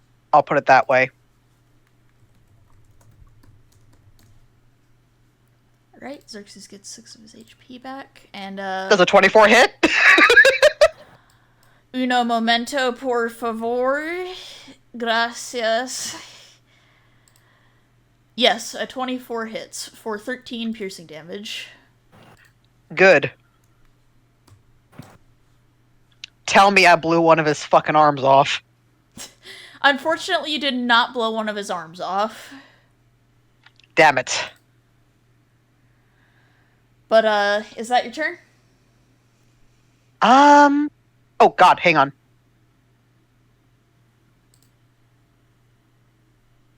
Hang on, my screen freaked the fuck out because I had push to talk down and then it changed the size of everything. Hang on. It wiggled.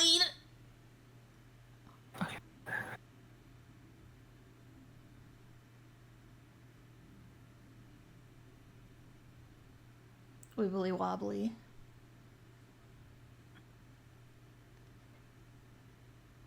Part of me is tempted to mark it favorite foe.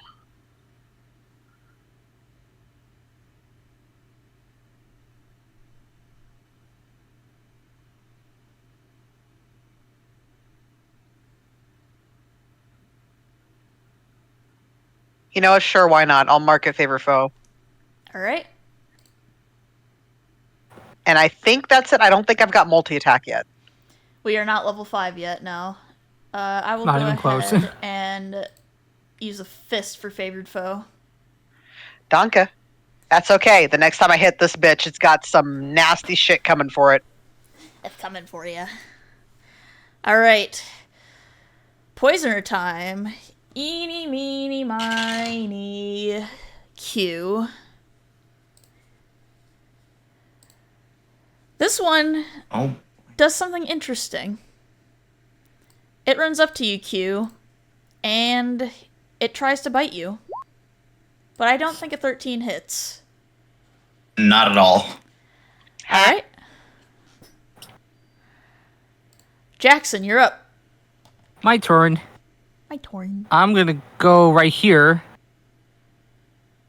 I'm gonna try to flank to attack this fucker. Alright, you attack with advantage. Yep, okay. I'm gonna go with... I feel like biting these things would be a bad idea. I don't know, maybe. You seem to get okay by drinking Xerxes' blood, but you know. I'm not the bloodsucker, so... Tail. Oh, wait, hold on. Yo. Do advantage. I keep on forgetting that. Hold on. Let me roll again just to see what happens. 24 for 12. Yep, I will give you that 12. I don't remember. Did we agree that your tail attacks, like your attacks, apply sneak attack? I think they do. Alright, go ahead 'Cause and roll really- sneak.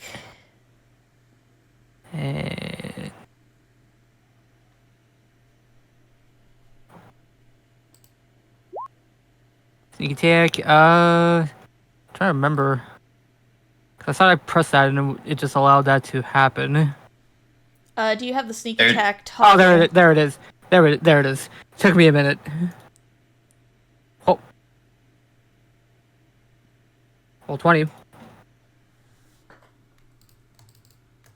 Please hold. Oh, there we go. Whew!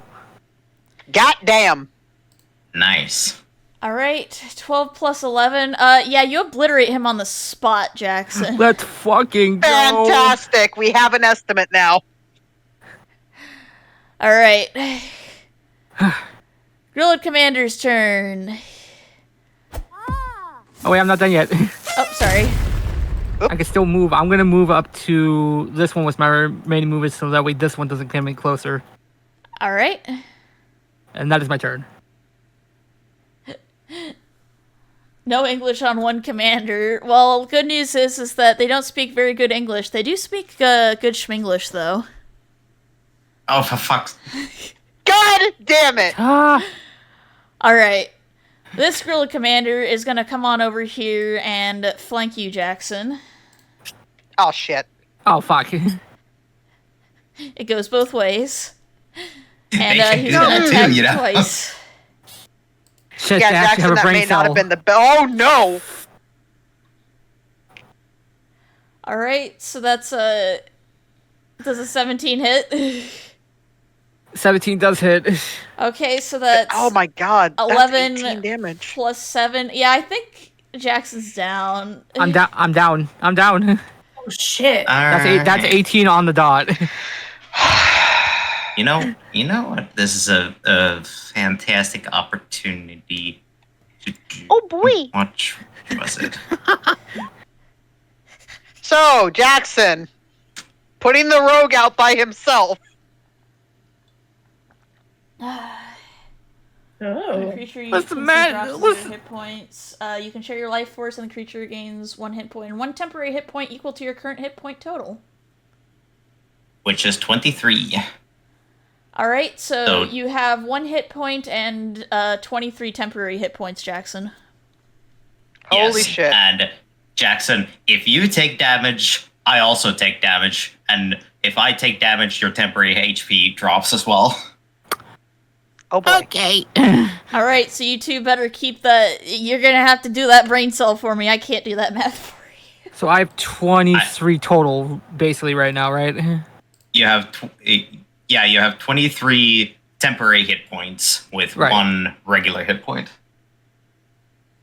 It was one, so 24. Okay. Yeah, that one additional hit point is basically because temporary hit points can't keep you conscious. They're an extra buff. Yeah.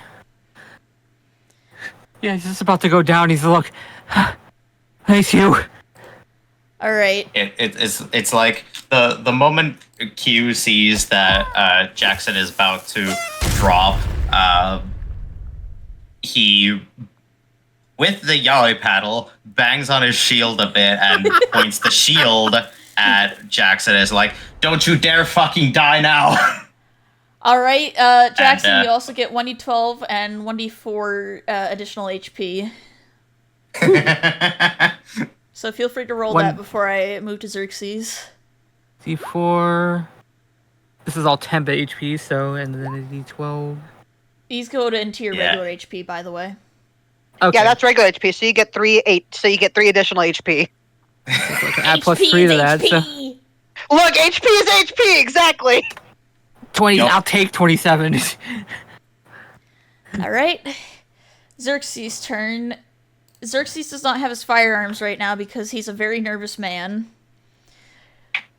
So he is going to go ahead and step over here. I heard a explosion. Oh, 1d8 to next attack. Well, that will be very helpful. He's going to go for the poisoner north of Talia so that she can focus on the guy to the west. So he is going to... Xerxes understanding the assignment. He is former military. And he is going to web whip. Unfortunately, that's a miss, but let me see if the D8 helps. Fingers crossed. Alright, that's 5, so that makes it 15. Does that hit? That does hit the poisoner. Yes! So the poisoner yeah. takes 4 damage. And let me just double check. If the creature is larger or smaller, you pull the creature. Yep, so it comes closer to Xerxes. And Xerxes is going to go ahead. I think he has Healing Word. He's going to Healing Word Talia. So Talia, you get 7 HP back. That beautiful. He's trying. He's a good boy, even though he's bugged. He is a good boy. He is appreciated. Even if Talia doesn't say anything in the moment. There's just that little nod of appreciation. Oh, absolutely. There is just like that nod while she is immediately going into, I'm going to make this next shot fucking hurt. Groose! Attack! Yeah. Sick 'em. This one here. We are going to do. Let me make sure I selected the right one. Also, don't spend all of your cards, Black Belt. There will be more. Bruce is gonna Yeah, I was gonna finger gun say. and be like, no! And we're gonna try. Does 10 hit? Unfortunately, a 10 does not hit. Alright, well, Bruce tried. Okay. Is that your turn? Yes, I don't believe I have bonus actions. Alright. Q. There's a poisony boy in front of you. Yes, and there is a paddle in my hands. Fly swatter. Oh my. Get him. It is going to be held with 2 hands Okay, so no shield. to do a proper. Please tell me that like if the word yaoi is on it, it's like beveled or something so that it leaves an impression with whatever it hits. It is, in Okay. fact, an indentation in the paddle. Wonderful. Also, please tell me that you've thought of a name, because one popped in my head was Retribution.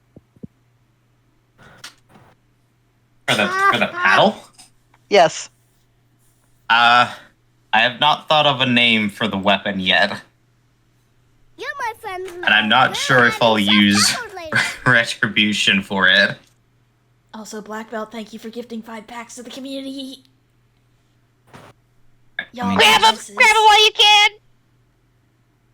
Oh boy, hang on. Let me You're my friends do now. We're having soft tacos later. these at normal. Hiya! Alright, the Yowie paddle hits. Do you want to smite?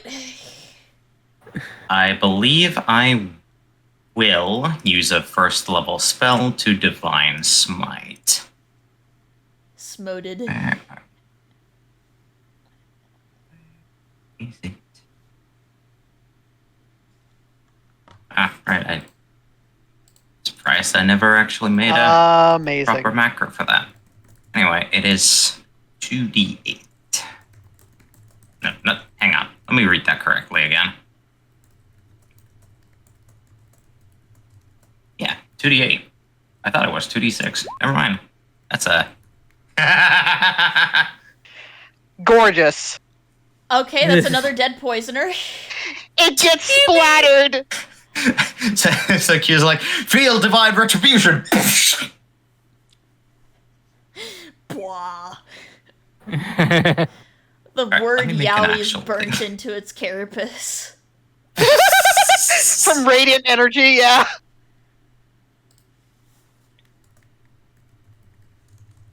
Alright, is that your turn? Man, what a brutal way to go. I don't think I can do anything else. So that will be my turn. Alright. Eletris. Yes. Go forth! Attack!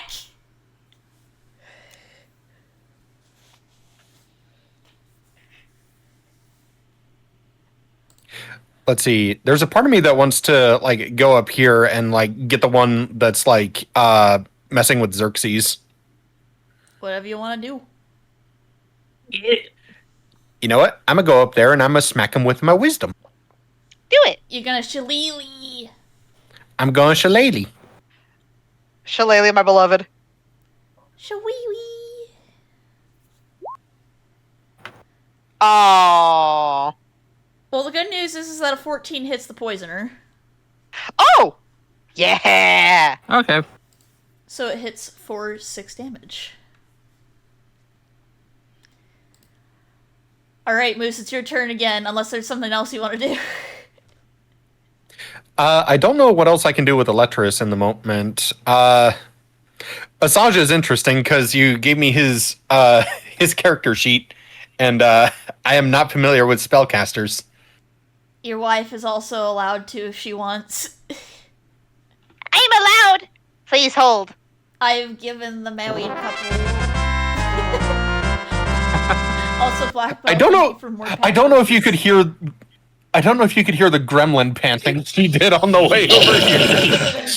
Reveal my secret! Extreme hand holding. Okay. They collaborate on the bat.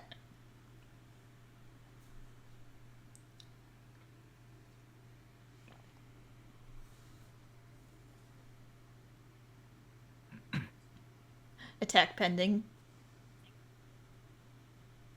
One moment. Your call is important. Does Asajj attack on AOL dial-up? Dum ba bum bum bum ba ba bum bum ba bum bum ba. You got spell. I love AOL as an aesthetic. Okay, I don't remember if we had It's so AOL good. dial-up when, because the thing is that like we lived in the suburbs, so we didn't have like the usual AOL thingy, you know. Yeah, we didn't have it, but all my every time I went over to my friend's house, they'd have like 500 CDs of AOL, and they'd use them as coasters. God. I remember so often like waiting a few minutes for a YouTube video to load because that was just it. Mm-hmm. Gosh, getting CDs in the mail for like a free trial. Those were the days. Man. I remember Netflix back when we would like, you'd either mail them in, or I think there were also like the boxes that you'd go to them. Yeah. Yeah. I also remember renting VHS tapes at Blockbuster. Good times. We're figuring out how to Asajj.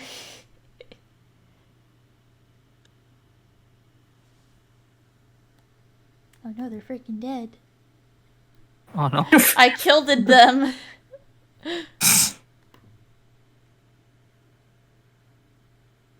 I'm sure that they're just pondering.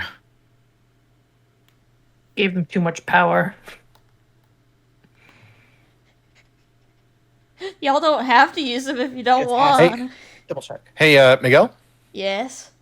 So you put the armor class as 15 and then put mage armor in parentheses. Is that like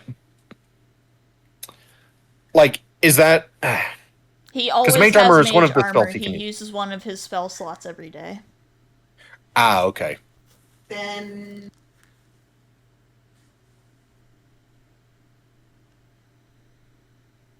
He has I was trying to showers in it. strategize because I wasn't aware that mage armor was already applied. If that's the case, then great. That frees up his action because we saw an interesting combo.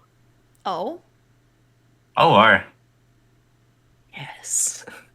I'm gonna leave it up to Moose. Push a talk.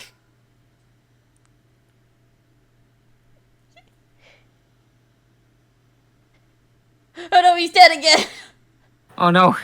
I killed him. So Matt Fire's talking strategy. Hang on. Hanging Yes. like a bat. Oh, how's everyone liking this cliff? It's pretty nice hanging here. I just realized we have 2 night folk in the party now. yes, and slowly but surely, Q is starting to feel the urge to sleep upside down at some point. How are you liking having claw feet? It's interesting.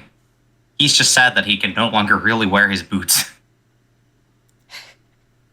Did it, like, Okay. okay, I can hear again. Yay! We could cut the bottoms out, and so your feet could hang out both ends. Okay. So, first thing Asaja is going to do is he's going to look at Q, look at the yaoi paddle, and just be like, give it here. Just, may I see that for a moment? Give me your weapon. Right.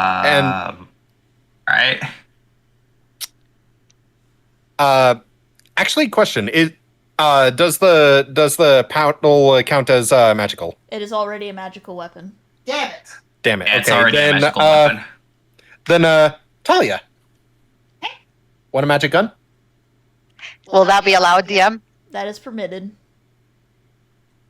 Perfect. So he's going to use magic weapon as a bonus action. Okay. So Talia's gun is stronger, and then for his action, he's going to use magic missile. I believe that's a +1, correct? Or is it a +2? It's a +1. Okay. Let's see.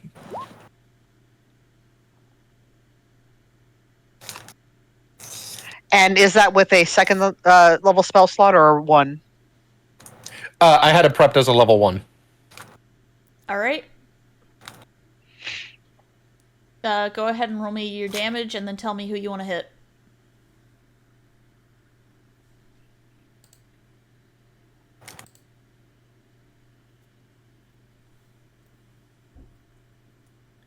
Let's see. I'm going to aim for that one. Okay. Go ahead and roll me your dice. Your bones. Not great. All +1, so that's what? 2, 7. 2, 3? So yeah. It's still pretty good damage. He's just barely clinging to existence. All right. We're gonna go ahead and delete the ones that are dead. Fantastic. Okay. Is that Asaja's turn? That is Asaja's turn. He's going to stay within the middle of the group. All right. Safety in numbers. The poisoner's turn. And he has something interesting. What the fuck? So he has advantage against Xerxes. Oh no. Motherfucker. Gross. All right. No! 7 piercing, and I have to roll a con save. Come here, Xerxes. And Xerxes is paralyzed. Shit. Bitch. Well, okay. But the good news is that that's the poisoner's turn. How about second poisoner? All right, Jackson. Hello. All right.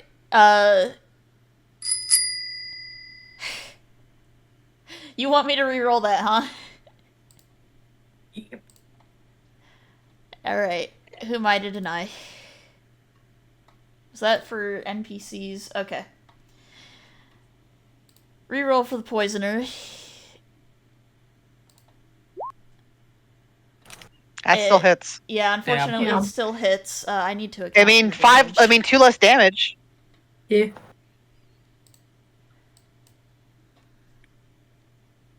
1, 2, 3, 4, 5. Xerxes is paralyzed. This other poisoner is going to attack Jackson with advantage. Does a 23 hit? Ow. Yeah. All right. Yeah, Good that thing hits. is you burn those temp HP first. Bad news Yeah. is Q also takes damage. Yeah. All right. Enjoy your damage, and we. Con save. Con save. Yep, make me a con save. Well, Meets it beats! Meets it beats! You are safe. The Gorilla Commander. They have beef with Xerxes today. Oh my god. So, if I recall correctly, they have advantage, and a strike with a paralyzed target is an auto crit. No! So the good news is that doesn't hit. whew. Oh god! No. So that's 1d6, so we have to roll another 2d6. Oh my god, no, no, no, no, no, no, no. Okay, I have good news. Xerxes is clinging on by a thread. Holy shit. But now I have to roll on the damage table. Alright, 1d12 to Xerxes. So he gets 4 back. Oh my god.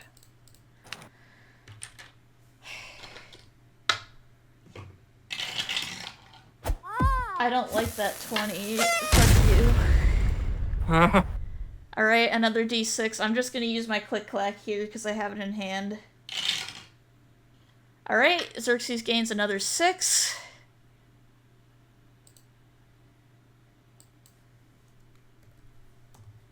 And, I have bad news. And I'm going to let you guys decide which of you witnesses it. Oh no.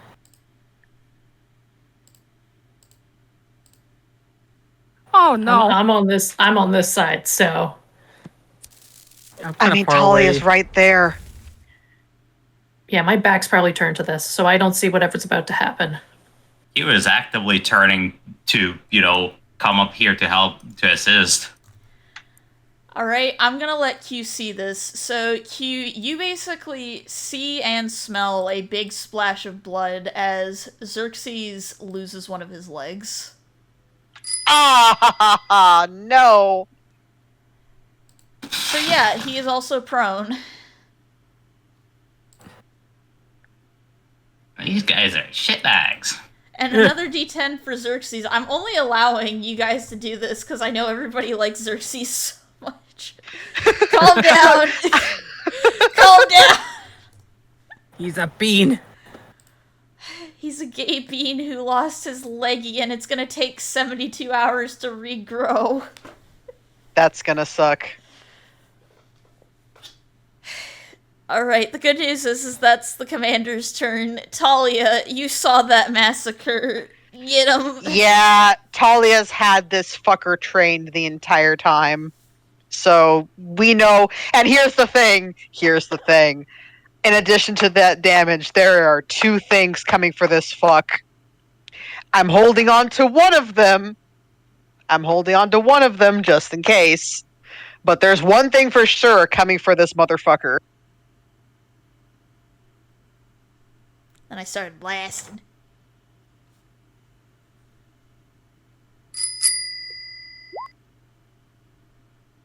Alright, how do you want to do That's this? a +1 as well. Oh, okay. Cool. Can I roll the D4 just because it is the favorite foe? Go for it.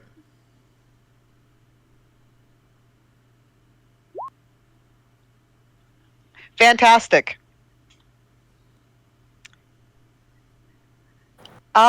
So remind me Grillet anatomy because I'm partially want to go for a headshot, but I also want it to be like immediate kind of retribution, kind of the eye for an eye principle.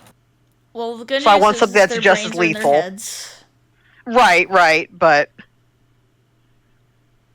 We could say that maybe you take out his leg and then go for a killing shot. okay. I'll allow Sounds like a for the plan. flavor. Yep. So the first thing that happens is one of the commander's legs gets blown off, and as it's falling, you see Talia do an immediate reload, and as the head gets down to a more appropriate level, boom, pop. All right. That commander is dead. And she is immediately whirling on the poisoner, which is the other immediate threat, since, he's right there. She's having to trust the others to handle the other two by Jackson at this point. All right. Jackson, you have My two turn. lads. I have two Get lads. your ass out of there. I'm going to use my bonus action to disengage. Yeah! Move right here. 1 second. Where's my D? I just said, get your ass out of there. Hold the phone. Let me cook, all right? I don't want you to Works for cook. me. You keep burning it. Well, speaking of burning. All right. So Yeah. I do not have a macro for this, so they just need to roll me deck saves. all right. And the save would be pass. That would be a 7. 7. That one's a failure. All right. Go ahead and roll me damage. This is 3d8 fire damage, which I need to use the dice roll for this, because I need to figure out how to make the macro at some point. 11. All right. So the gorilla commander takes the full brunt of that, and the poisoner takes half of that, which is 6. So I can do my math so good. And I assume you're using the remainder of your movement action to get out of there. Pretty much, yeah. Disengaged out the fuck out of there, so... Get back to the group. All right. This commander's about to commit a war crime. Oh my god! What? No. No. He's gonna run up here and attack the medic. Damn it. My war crime.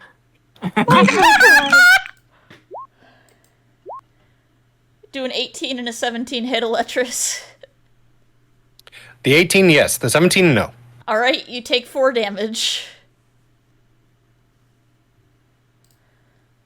Xerxes needs to spend his turn rolling a save to see if he can get back up. I believe it's a con save.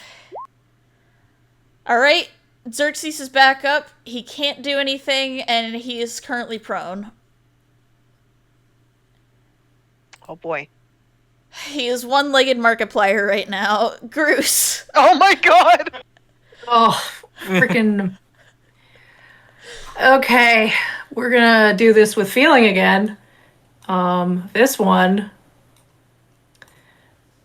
Chris sees him run by. Finger gun following. I'm just making sure I'm pushing the right one. Yes, that's correct. It's been a hot minute. Yes. All right. No, you don't. That is 9 force damage. He's clinging by a thread. Is that your turn? Yeah, I don't have any. Bonus action. I feel pretty secure where I am. Bonus action bitch slap. Bonus action bitch slap. Oh yeah. Yeah. Not quite Wait. close enough for that. No, technically I could. Yeah. Bonus action bitch slap the air. Yeah. You don't know my skill set. I have a very specific set of skills of which I have earned over a long career of slapping bitches. Yeah, that's the end of my turn. All right, Q, your husbando, he needs you.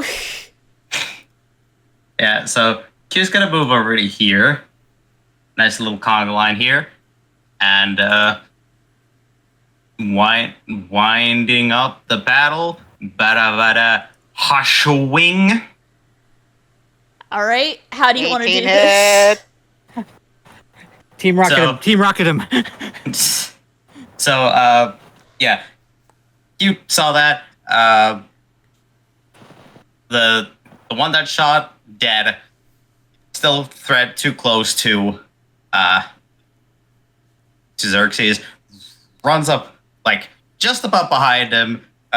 Skids along the ground while having been winding up the bat, and then on the back of the head, and then head flies off. Decapitation! Decapitation by Impressive Yowie to do battle. that with a blunt object. I mean, you basically Hey, hit him with a enough blunt baseball force. bat. You just played Yeah. cricket with the crickets. God damn it. You were waiting for that one, weren't you? Actually, I just thought of it. I cannot credit Premonition for that. All right, is that And, your turn? Yeah, I think so. I don't exactly have any other actions to do. Actually, I'll move like here to be a bit closer. Shield. Shield. Unfortunately, I can't get far enough to do like proper shielding. That's okay. We're still, like, person walling. Actually, hang on. Let me measure real quick. I was here. I moved here. I will can move mention, over here. moving through allies does constitute as difficult terrain. Then I cannot. Right. And so, yeah, this is about all I can do since Q hasn't exactly practiced how to fly in this new form of his. Electrus.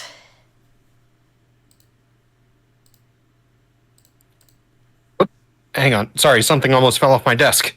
Oh no! Oh, Okay, Electrus is gonna smack this guy. Smack. Smack, smack, smack. That's a miss. Damn it. Asaja. Hang on, gotta find his character sheet again. If you shift double click on his token, it'll Found open it. it up.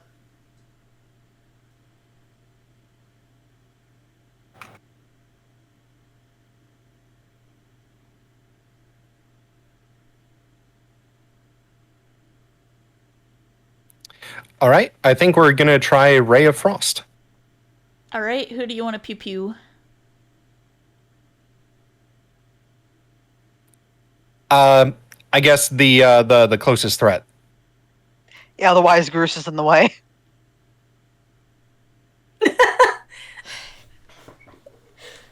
All right.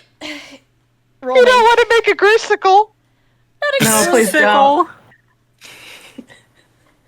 Does Be Goose very just go cold. into hibernation since they're a frog and frogs hibernate Yeah. in winter? What? I'm definitely Ukraine. That's even worse. I definitely would You snuggle up like and get go to sleep. halfway through your migration and then you just pass the fuck out. I must go away. Oh, sleeps. Oh, sleep. Just okay, so it says I need to make a ranged spell attack. I don't see a place to do that on the sheet. Let me look. I swear I have you in there. You just click it. You just click the name. Yeah. oh no, Asaja, come back. Okay. God damn. You turn it into a grillisicle. Hell yeah. It can be shattered. Fuck yeah, concrete. Bonk. Fuck yeah, concrete. The poisoner is going to see if it is intelligent. It's not a very smart man, but let's see if it's intelligent. It's not intelligent No. enough. Alright, it's gonna shuffle on up to Groose, and it's gonna do a chimp chomp. Oh! Chomp chomp. A Oh, 20 no! hits, I assume. DM, is this poison? It is just regular piercing. No, I'm talking about the effect. This is the part The where I paralysis. mentioned that this is technically supposed to be a necrotic attack, but I modified it, so, You said poison. It's poisoner. I know. Let me go ahead and roll me a d20 to see if I brain. Okay, good news, it's in your favor. So you do not have to make a con save, you just take 6 damage. Yeah, Groose just looks at it. So as this bug man that bites into Groose, Groose would like to activate Cusco's poison. Activate Cusco's poison. The poison for Cusco. Hold on, let me just put that in there. I thought so. I thought that's what you were going for. I'm so happy. Any creature that grapples you Nope. or comes in contact with your skin must make a DC con save or become poisoned for 1 minute. The unholy vacuum is outside my door, but it is poisoned for Cusco. Which means that it has disadvantage on attacks and saving throws and all the shit for 1 minute. So that's is that okay? It doesn't. My skin doesn't say it's a reaction. That's just a thing. Is that a Yeah. reaction, DM? Okay. Basically, the way that we said it is that you can use it as your reaction, and that way you can come in contact with your allies without poisoning them. Okay, I was I was just about to ask that. Also, I see that applies poison to any piercing weapon. Stares at Talia's ammo. You just stick your ammo to Groose for a night. Yeah, Groose has to activate it, so it's just not all the time. See, I have an idea because spellcasters have to stay back. So if Talia stays around Groose, technically could warm quote unquote warm up one of the ammunition pieces. Yeah, no, we could do that. We could. I'm going to God. temporarily veto this just for now. When we get to later levels, maybe. Is that Got it. okay? Yeah, no, that's fine. That's just my brain like possibility. How can I commit more war crimes? Look, this is a Warhammer 40k character. Tell me they have not done worse. Yes, they. Yeah. Warhammer. Yeah. Anyone in Warhammer 40k would have absolutely done worse than what was planned. All right, I'm fine. Talia. Oh boy. Which, hold on, I fired twice already. Yes, Yes. Yes. because I need to track my ammo. I'm trying to be honest about this. You're being a good ranger. Unlike me, I'm who is a trying. bad ranger and for gore 90% of the time. Okay, I'm trying to be honest about this. I really am. You're doing good. But yeah, no. Click, click, boom, boom.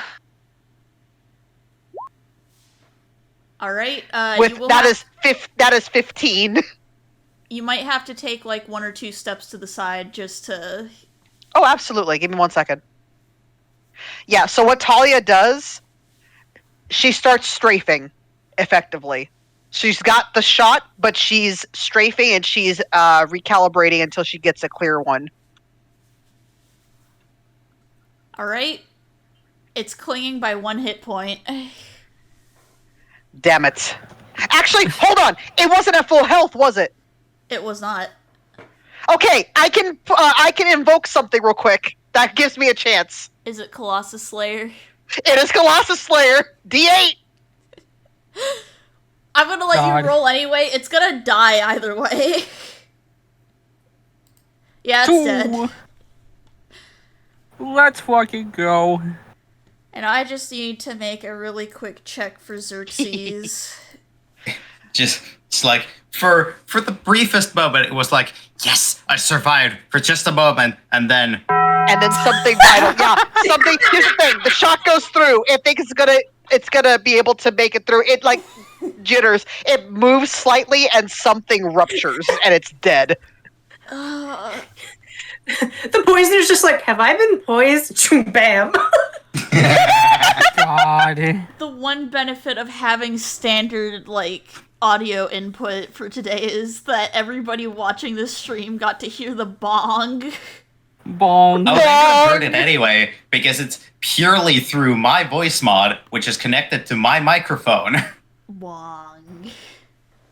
Bong. Bong. So anyway, Xerxes is passed out. He's currently curled up, but he's alive. Okay, good. Talia is going to let the medics do their thing, and she's going to start examining the corpses because we need to have an idea of, at least for the commanders and the poisoners, because they were a little different.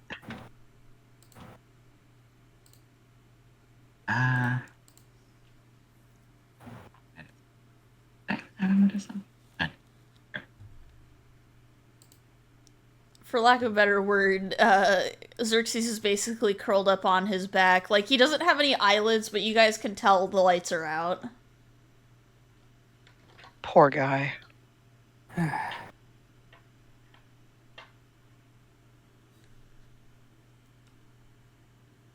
I think he would, at the very least, move Xerxes to a more comfortable spot / position, and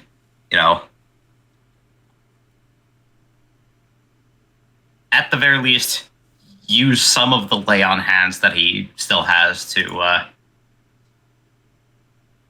help take care of the worst of the visible pains. All right. So the good news is you do stop the bleeding. It's going to take him a few days to regrow his leg, so he's effectively out of combat for the next little while. Unfortunate. Someone's also going to have to carry him. I was about to say, Q better piggyback him. Q better piggyback him. I mean, he has the strength to probably do it. I mean, you could carry him bridal style. Do it, do it, do it. Fluster the bug. It is his first instinct.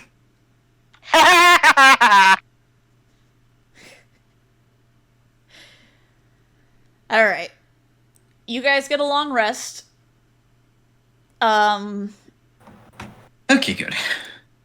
Is there any RP you would like to do amongst yourselves before we move on? I'm good. And I can think of. I just have one thing for Talia. It's a minor thing. Who would you like to Effectively, Q. Alright. You do your thing. I'll be right back. Wait. Okay. So Talia is going to approach Q after everything settles down. Everyone's, going into their rest, and Xerxes has been appropriately seen to. I'm sure Q is nearby Xerxes. Yeah. So Talia is going to settle next to him for a moment, given that that ruckus most likely kind of scared things off. So she's got a moment before going back on watch, but she's going to settle down next to Q, just kind of looking over Xerxes' state because she didn't get a chance to earlier, and just that's going to make things difficult.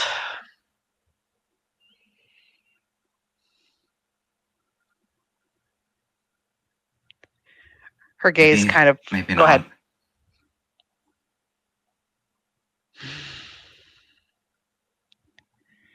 How confident are you in your strength? I mean, I basically took one of those bucks' heads off, so pretty confident. All right. Until we can get proper care to this, when we're on the move, you're going to have to be the one to shoulder him. I've got too much on my hands to be able to do it myself besides this. And she just kind of looks, and for the first time, you can kind of see a sense of dissatisfaction, of frustration on her features as her hand kind of clenches a bit. Just, this body is not nearly as strong as my previous one.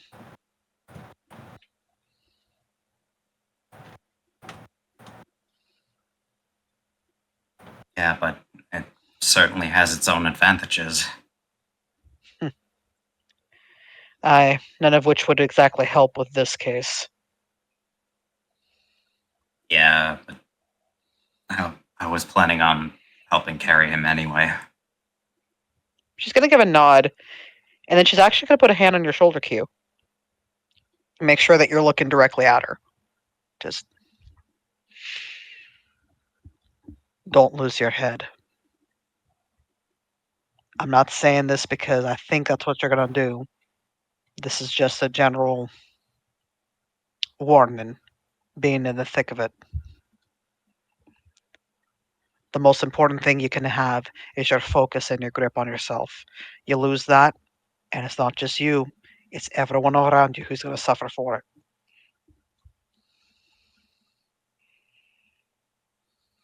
I know.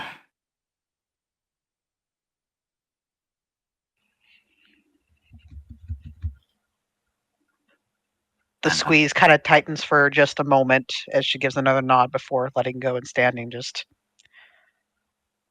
the best I can give is make sure that we know when and what fuckers are coming up next, and to keep cover. Right. That also means making sure you get proper sleep, because you ain't going to do either him or you any good if you don't. I know. I'll get some sleep soon. There's another nod before she goes back to watch.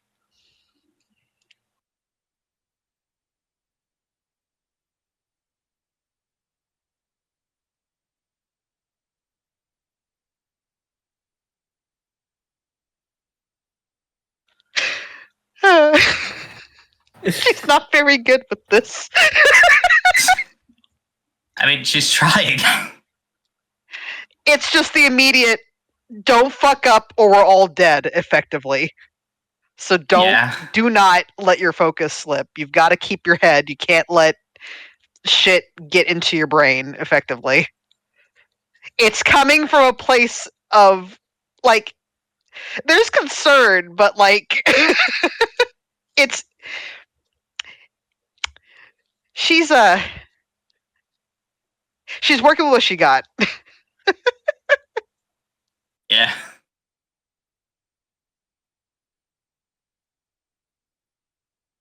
Especially considering Q is one of the least combat familiar amongst the group in terms of, like, real gritty shit. So Yeah. He's likely not gonna have properly restful nights for maybe a little bit. This is Tali's way of saying that she cares about him. yeah, like I said, she's just not very good at it, and I'm pretty sure no one else noticed, and that's okay. That's fine. It's fine. Making sure we all make it out alive is her love language. I mean, basically, honestly, because if she truly did not give a shit, she would not be here. I'm just saying. Yeah. Or just blasting music from their iPod. Anyone hears the finger bus is coming. They're trying to ignore the horrors, as it were. They're trying to, like, come out of the disassociation train. Yeah, they're like, all right, everything's fine. We're fine. We can do this. We are a strong, independent crane. We're very brave. We're big. We're brave. God. We're beautiful. Yes, We're exactly. beautiful. Oh We're my god, independent. that movie. Oh. Ah. All right. Song is followed by the Phantom of the Opera. because because the playlist is jumbled. Which song? I have to know. The one where they're on the boat and like sing once again. Oh my god, the main theme. Yeah. Yeah. Yeah. Oh my god. Sorry, this is a bad time to say that I am familiar with all the songs because I grew up listening to the Broadway cast recording on both CDs.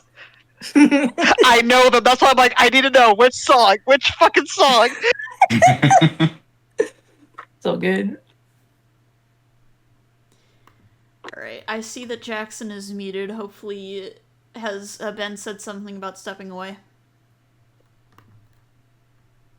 Not that I see. I don't remember hearing. Okay. Nope, there's nothing in the gen. In that case, we'll go ahead and, to buy a little bit of time, Eletris, would you like to speak with Asaja, or would you like to wait for another day on that? I think you might wait for another day on that just because we did just get out of combat. Alright. So, everybody gets a long rest. Eletris and Talia, don't forget to reset your stuff. Oh boy, let me do that real quick.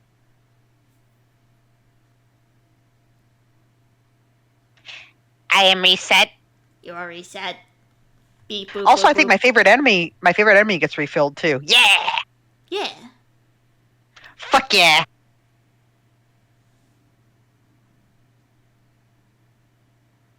Alright. I have to ask, was there anything of import on the corpses? Because I did attempt to have her check. I know it was a low roll, but... You did not find anything of import. The only thing that you noticed is that the gland that Xerxes usually uses to spit acid is where they, draw poison from. Ah, got it. Miguel, Yes. are we supposed to be out of the combat page? I have not moved you, I forgot.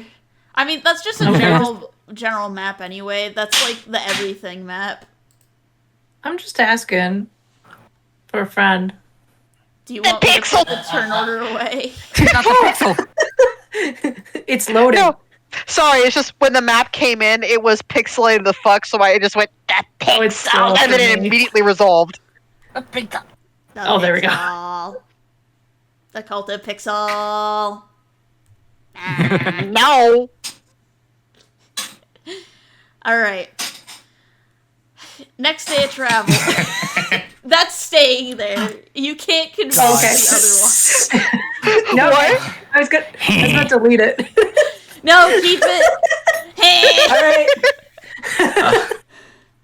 Also, quick reminder for Jackson to remove the temp HP. Correct, you're Well, we back to have- full, remove the temp. Because we had a long rest. Yep, everything's basically back to normal. Q is no longer feeding you his HP. He's not Yay. reverse vampiring it. Yeah, he's no longer doing that. Sorry, certain visuals came to mind. Anyway.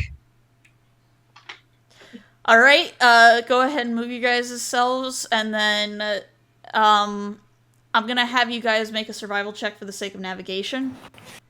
Perfect. Give me 1 second. All of us, or Just one person. okay. This is the hex crawl, baby. Give me a second. 1 Mississippi. 2 Mississippi. 20 million Mississippi. Okay, is this the part where I come up with some sort of magical bullshit to explain how you guys got turned around? God damn it, I'm sorry.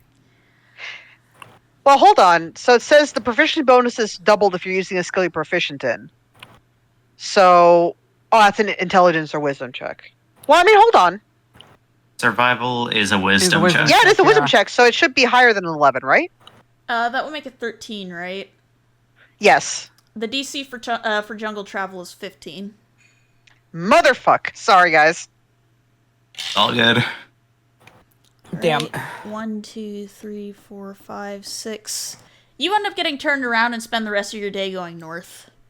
So you end up Oh, back God. Stuck in the roundabout. Son of a whore. Yeah, Talia is going to be very frustrated about that.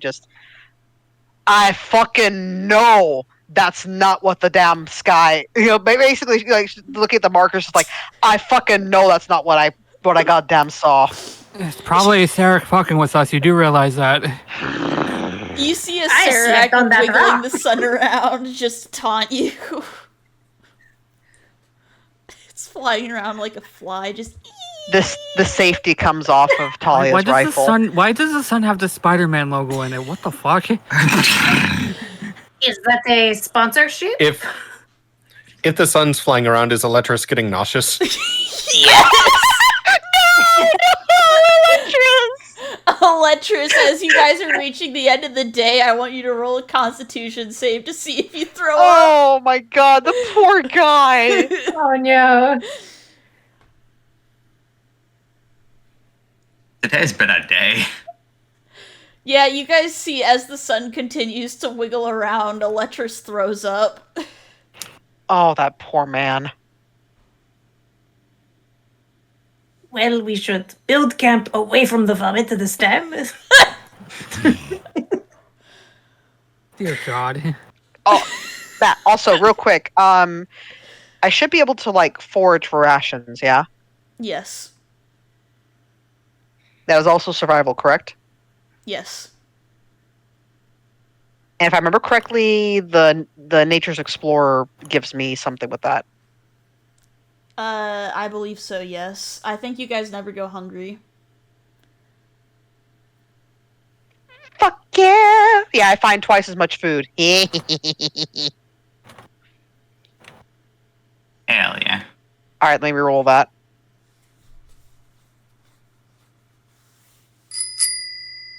Alright, you get a plus d6 to your next survival check.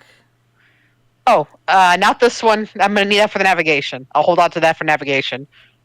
Alright, You should at least not go hungry with this, in theory. roll for what you find. You find 5 wild chickens. Jim Hell yeah. Games.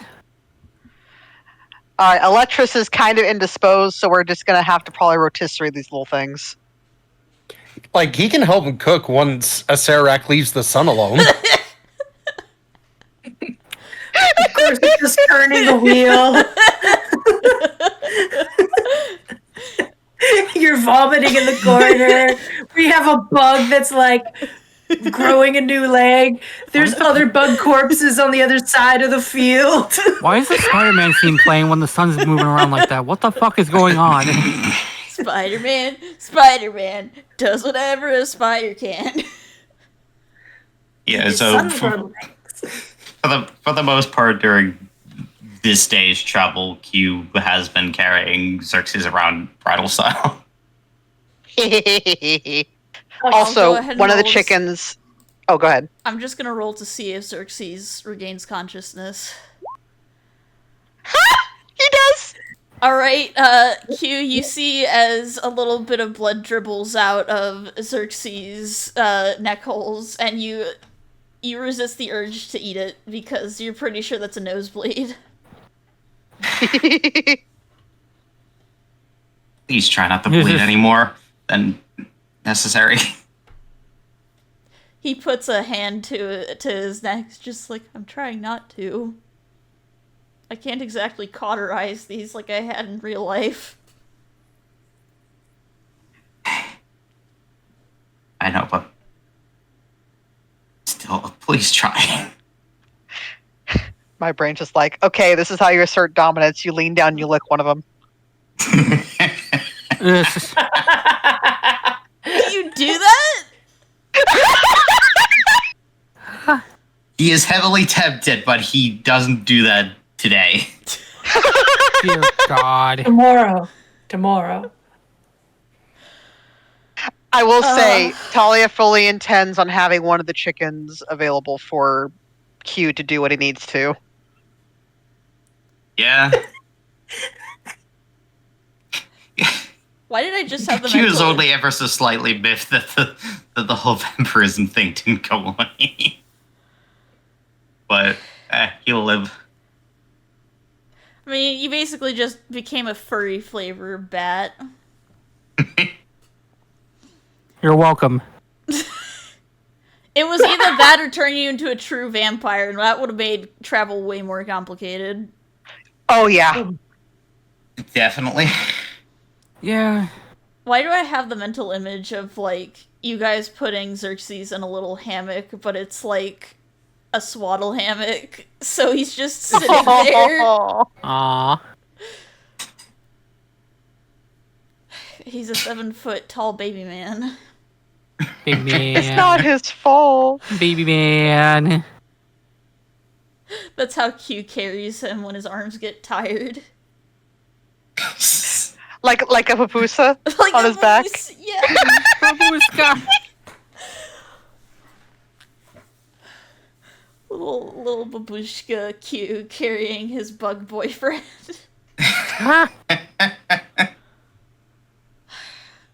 I need to draw Grizzly as a babushka. Babushka. Please do. Anyway, nothing happens this day. Go ahead and make me another survival for navigation check. +6! Please It's get a us D6. out of this section. She's like, wait, I remember I'm that working on it. corpse. We killed it yesterday. I remember that blood spear. Oh, thank goodness. There we go. Okay, Nat good news. 20. You're set for the next 2 days. Go ahead and move me 2 hexes. Hell yeah. There's 1, there's 2. Nothing happens today. Move tomorrow. Alright, this is still good for today. 1, 2. Alright. Nothing happens today. Roll me another survival check for tomorrow. So that +6. Alright, roll me that d6. Yes. Good news, you're not lost. Move yourself 2 hexes. 1, 2. Do not pass go. Do not collect $200 ass moment. Alright. So, you guys settle down for camp, and really quickly, I'm just going to check how our energy levels are doing.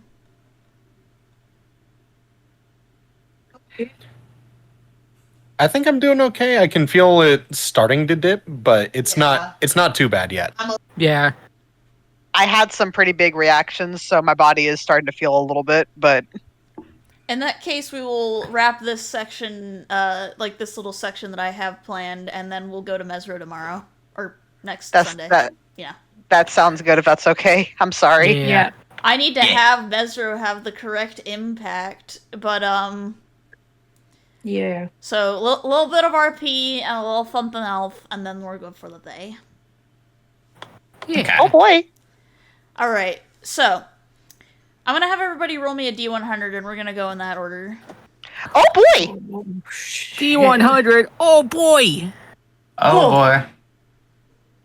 36. God damn. Alright, I'm last. Alright, so it's gonna be Talia, Eletris, Groose, Jackson, and then Q. So, Talia, what are you up to tonight? All right. Talia has been particularly alert on this entire trek. One, because fuck you, Acererak, for fucking up our sense of direction, you motherfucker. But also just because, hey, we've got like at least one party member that is actively impaired. But she's doing maintenance on her gun, and she's keeping a very sharp eye on the surroundings, just kind of in her own thoughts for the most part. Although her gaze does kind of drift across the camp now and then, kind of touching base on each of the members there, just in the off chance. Okay. So Talia is keeping watch. Next up is Eletris.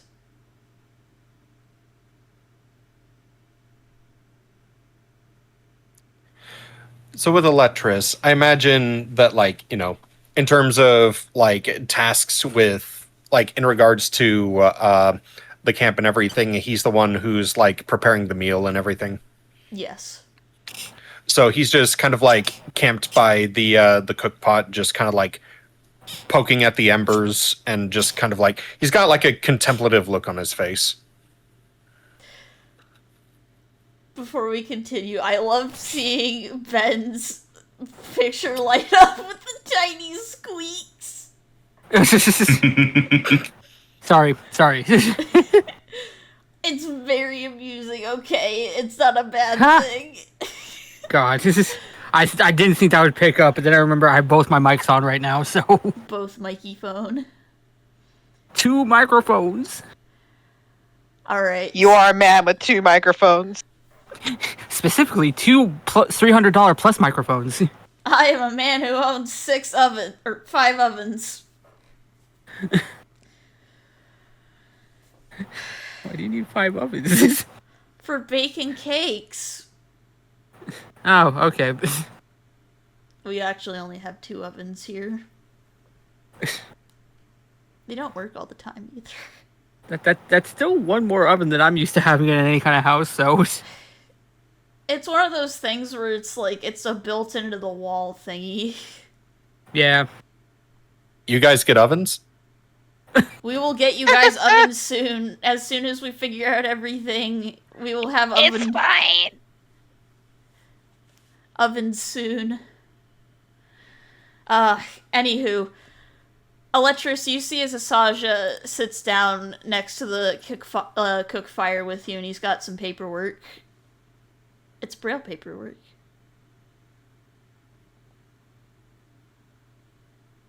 Just you brought your work with you out here? I'm actually just taking care of notes. Just anything interesting in there? Nothing other than the ticking sound of the clock is getting louder the closer we get south.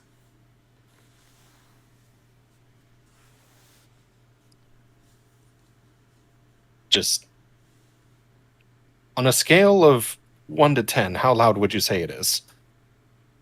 This is in relativity to my ears, mind you. I suspect you don't hear it. I don't, but doesn't mean I don't want to hear your perspective. I would mark it's about a 4 right now. It's not horrendously loud, but it's noticeable.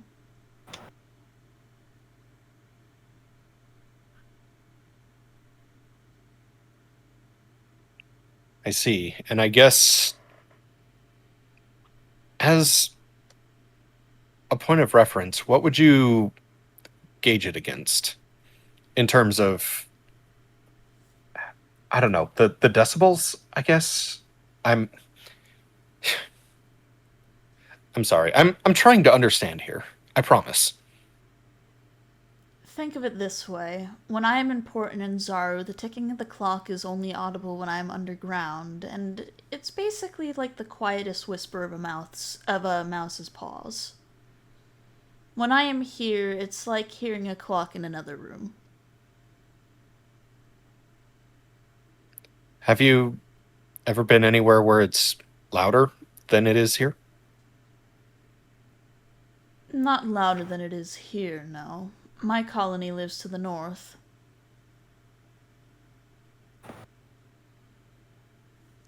Do you miss them?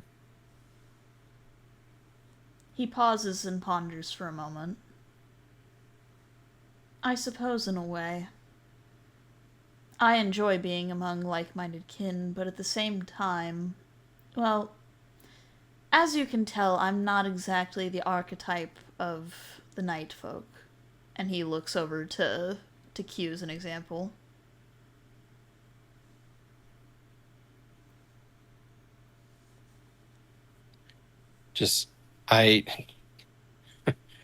Well, I guess I'll have to take your word on that, as, well, inexperienced as we are here.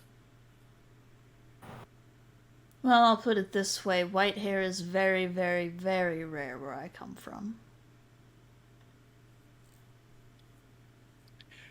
I see. He just kind of like leans forward and like checks the contents of the cook pot and just kind of like almost under his breath just says, "Well, it suits you." Roll me a charisma check at advantage. Gay, gay, gay, gay, gay. Hold hands, hold hands. All the players are looming over, just ship, ship, ship. Acererak has to stop streaming. Alright, Eletris, you do see as Asaja's smile grows a little wider. Well, thank you.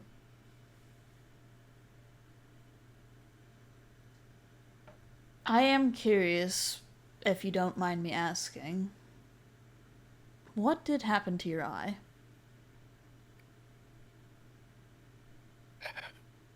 Well, there's a story about that, and one that it's not exactly pleasant.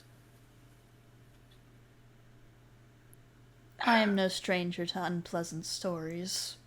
You live a few centuries and you see a lot of things. Or in my case, I suppose, hear.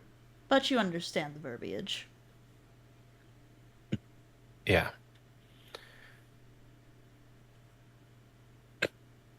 Sorry, I'm trying to do this, and Discord just pops up and shows me the gift that Fire posted. I was trying to just make note of my internal screaming about this, and I'm trying not to ruin the moment. God. I'm so sorry. Mm. I was trying to be quiet about it. That's not on you. That's on me for having Discord open in another window. You gotta be Anyway, serious and then look at Discord. yeah. Anyway, Eletris just Talia, well,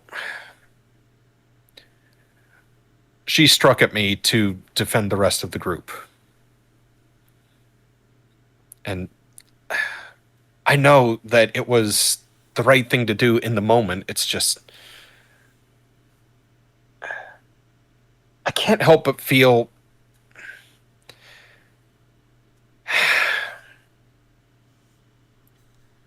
I know that she did the right thing, but I also am I at fault for this happening? Well, why did she have to strike you?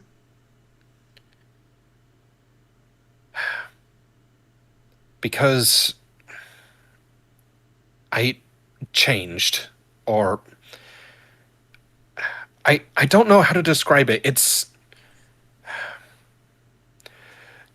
you remember what you told me about Ehekatl and Seth? Yes, I do recall. I think the latter spoke to me. You see, as Asaja's eyes widen, you were spoken to by the god of the night.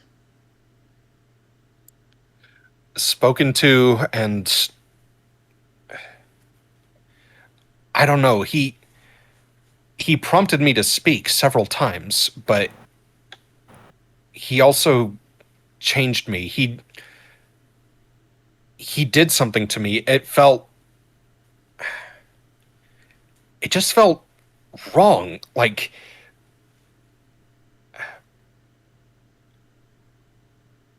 I can't rightly say what happened or exactly what it was that I turned into. The others have been calling it a were-dragon. So the god of the moon has afflicted you with lycanthropy, then?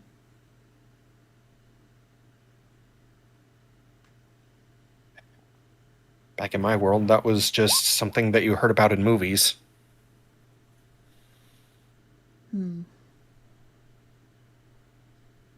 Your world is similar to the world of which Gooby comes from, yes?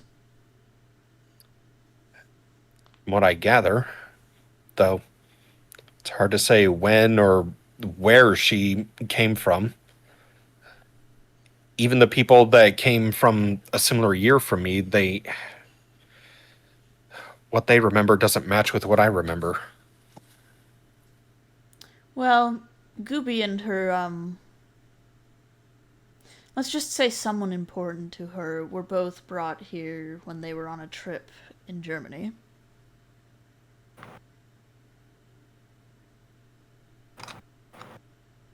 But she's actually American. Just, that tracks. Her attitude is certainly entertaining once you get to know her better. Yeah, and I didn't make the best first impression, did I? She's lived long enough to understand not to hold grudges. Yeah, but I'm also old enough to know not to lash out at people who don't deserve it. That goes for Talia as well. May I ask you a question, Eletris? Sure. This monster that Seth turned you into, do you believe that it still resides within you?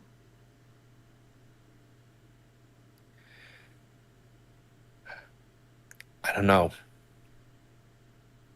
I've been scared to look, if that makes sense.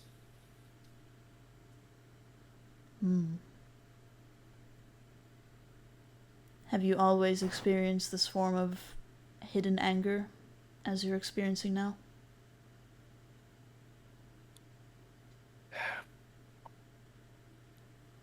I can't say. Never to this degree, but I've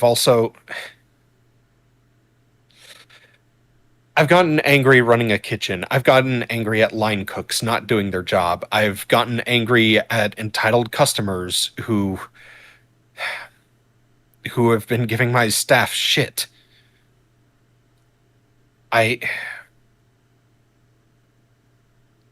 But it's always been justified.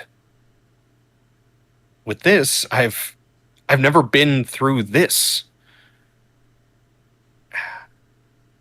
And not only that, I don't know how much of me is me after what Seth said.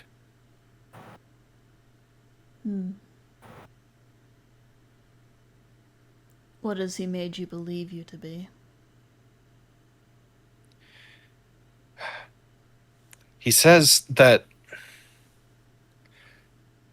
a part of my soul isn't mine. It belongs to... He says that it's a fragment of Ehekatl. Odd. I have never read tale of that in my scripture.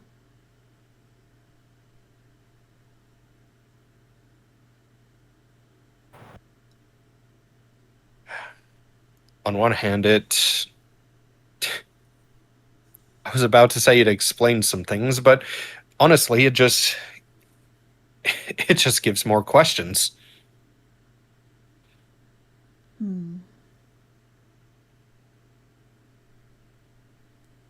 I cannot rightly say. Though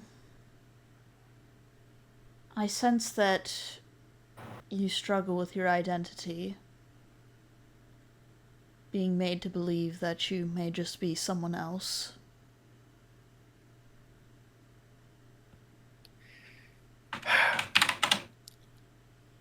I don't know.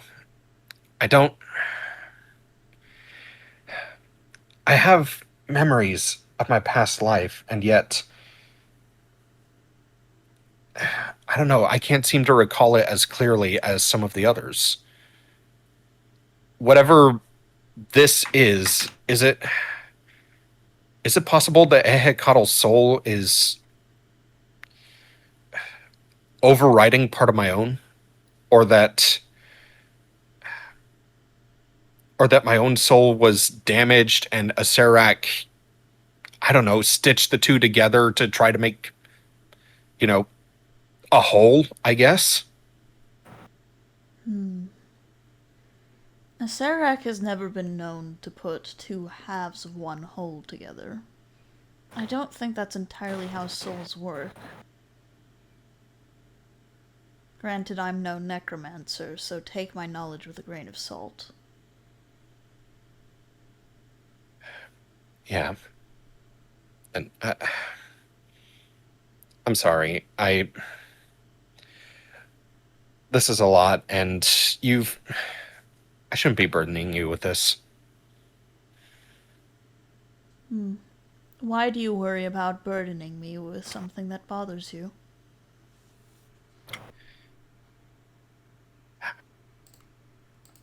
Because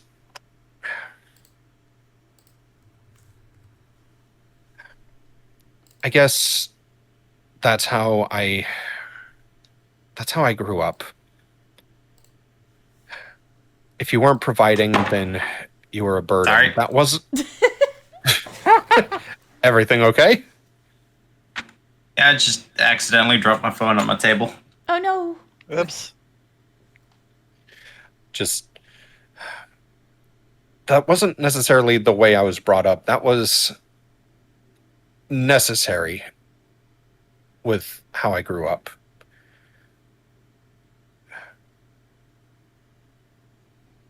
There wasn't a whole lot of sharing burdens, I suppose. Especially after my dad left my mom. You feel as Asasha wraps a wing around your back. It's not quite a hug, just with the way that the wing is shaped, but you can guess the sentiment. Yeah. And I suspect you were pushed to, in a way, be self-sufficient when you were too young to be. Yeah. And that wasn't helped at all by my brother. Oh? He got into trouble when he was younger, and well,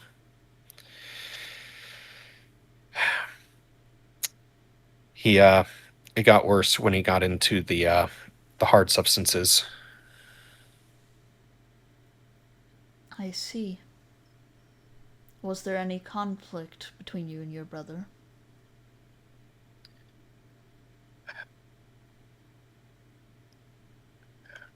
It's more, I tried to mitigate the conflict between him and my mom.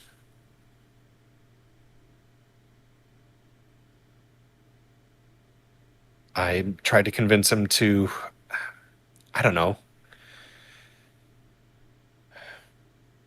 to not be so angry all the time, to find better outlets for it, but he didn't listen, and it started destroying him. Is it possible that perhaps you trying to do this destroyed you in a way as well? Maybe. Though, who am I to complain? I was running a successful business. I had my own home. I had a good life.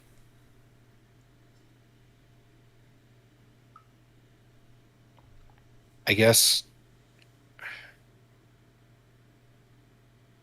I feel like I should have been satisfied with that. But you wanted more?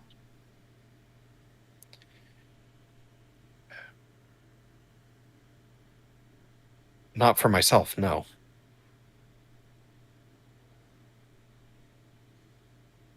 for other people, then.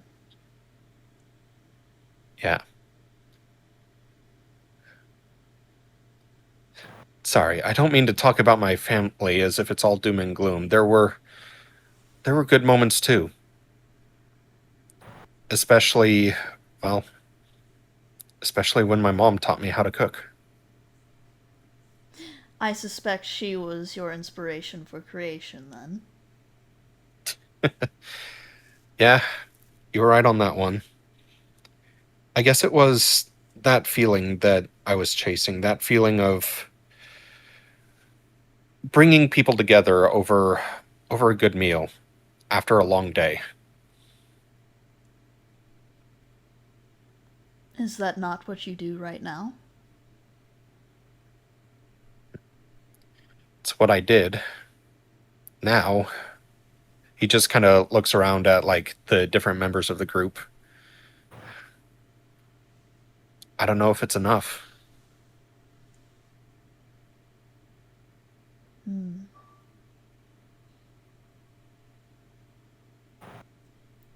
An ounce of wisdom comes to mind, though it may not be appropriate depending on your constitution.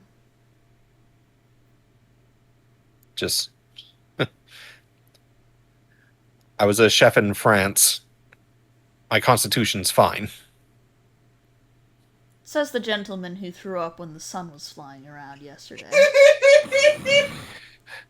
Look, I suspect that wasn't entirely my fault.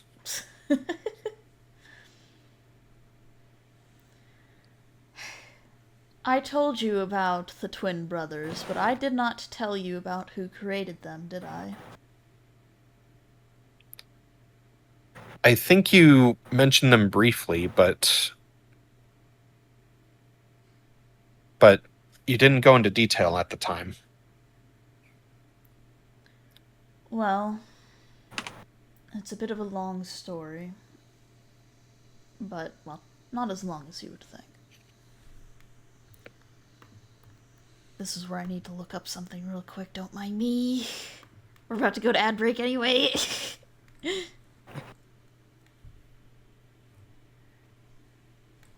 All of a sudden, you hear the son go, "Hey, you two should kiss."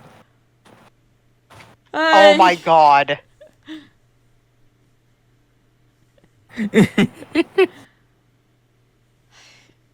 No, I don't need the Tomb of the Nine Trickster Gods. I need the other one. Give me. I was gonna say, it's even worse than all of a sudden hearing fucking Kiss the Girl playing. Sha-la-la-la-la-la, my oh my. You got the boy to shine, you wanna kiss the girl. Why do I just imagine Groose just with the headphones just kind of like tossing them close to Electra and Sasha and playing that? They take out the headphones and let it play on the little tinny iPod speaker. No, you know what? You know what it is? Groose is in the distance, minding their own business, doing a little dance, collecting firewood, and you two, just in your heads, hear the Little Mermaid sha-la-la-la song. No one else does. I'm trying to remember. Just you two. Does Groose have telepathy? Groose has buzz buzz. Buzz buzz. Buzz buzz. Buzz buzz. Yeah. I love Buzz Buzz. Yeah, amazing. Buzz Buzz is the best. Oh, man. By the way, Cruz, I have something in mind for you and Ichabod when we get to your turn. It's nothing too crazy, it's just fun. Cool. But since you're collecting firewood, while you're collecting big pieces of firewood, little crane Ichabod has twigs in his mouth. He's following behind you. Fantastic. Okay, perfect. I had an idea, and it just came back to my mind. Oh, yeah. Yeah, cool. Now that I'm done my rotisserie chicken art, You rotisserie the chicken! Yeah! Not the chicken! I want to see it so bad. I can't wait for you to post it. No, look at the map. He's cooking. I roll love 20. it. It's up I there. love it. I wasn't looking at the map. I was looking at something I had Discord pulled Okay. up. Oh, I love that. Yeah. Yeah. I love how I've been like, because here's the thing: every time that I go into a dialogue, I don't see what's in front of me. My eyes go a little sideways, and I'm in my little mind palace. So I just saw the little cooktop. Yeah, you were in the theater of the mind. I'm in There's the theater of soup the and there's- mind. It's a big theater. The chandelier falls sometimes. Chef is chefing. That's why you have to leave box 5 empty. God damn it. Yeah. Ah. But so Gurus will be collecting firewood with Ichabod, and Gurus has been like a little quiet the last couple of days. Like, has definitely stopped like being like it's all a hallucination to like people. Like, definitely has stopped like saying that to people. Hey, and it's not like fully looking at Ichabod while we collect firewood. Hey, Ichabod, can this is gonna sound really stupid, and I just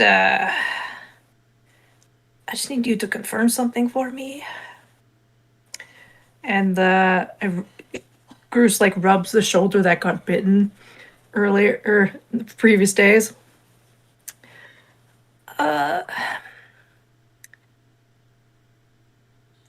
This is real, isn't it?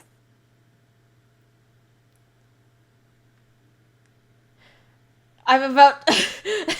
Hang on. I'm about to I felt a sneeze coming on. Like you could see my VTuber start to open his mouth. I'll get back to you. I'm gonna finish up Electrus's dialogue real quick if that's okay. Yeah. Oh, I'm sorry. I thought you were done. No, you're good.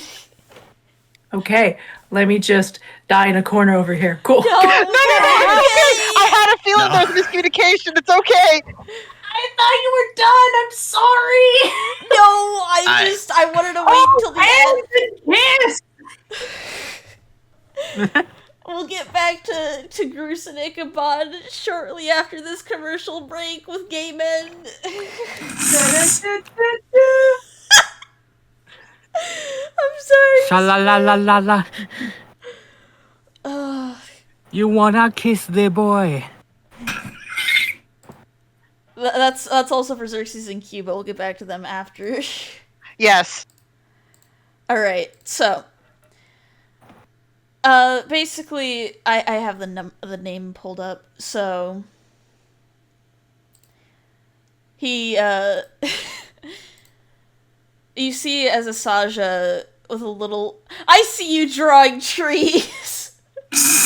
I'm in the woods. The woods. Of shame. Oh no. Quick, somebody Keep go going. help yours. Fine, keep going. Yeah, so basically Electrus, you see as Asaja uses prestidigitation to paint a picture for you. And you see a humanoid god standing over the continent of Cholt. And the story goes as follows. Many, many millennia ago, the great Outta created the land of Cholt. It was a wondrous continent surrounded by ocean and its many brothers across the sea. While obtuse.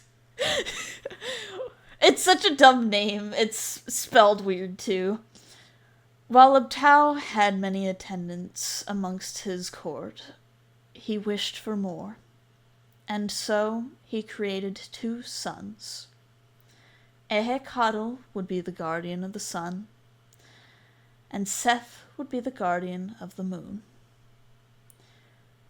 Though the 2 brothers were mighty and wise, Seth despised Ehekatl, for he was favored by Outta and his people. Seth's actions wore upon Ehekatl, And try as he might, the great serpent could not aid his night brother. Seth's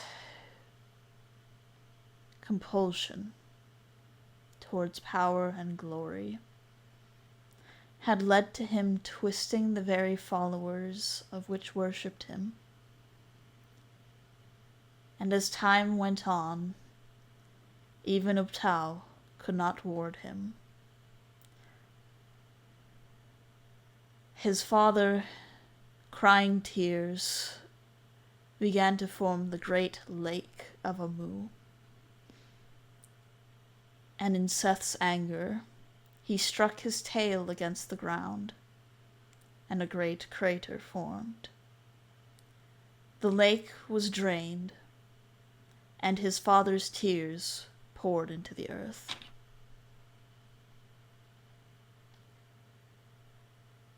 And you see as Asajj's brow kind of furrows for a little bit, and he grows puzzled.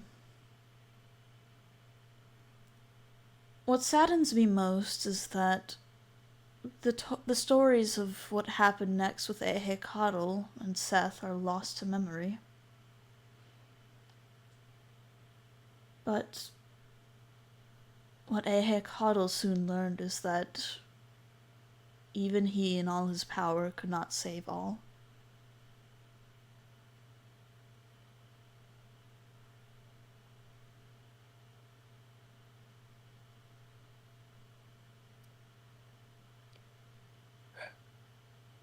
So that's the wisdom.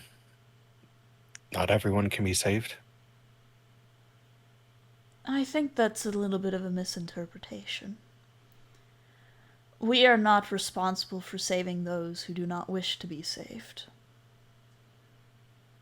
It is up to them to aid themselves. Try as we might to give them love. There's only so much we can do.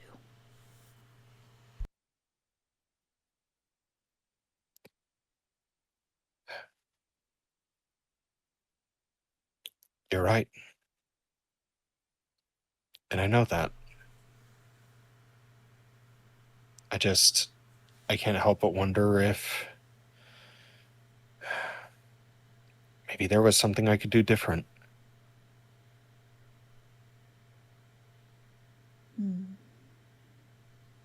Do you blame yourself for the storms that roll across the plains?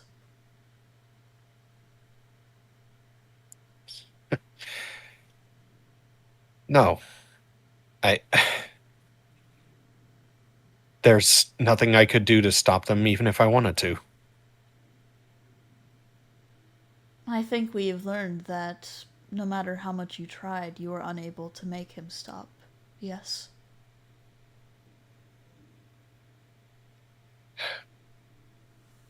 I guess so. Painful as it is to live with. There are just people we don't get to live with anymore. Yeah. Electrus's hand kind of goes to, basically rests over his own heart. Just, yeah, he made sure of that. What did he do?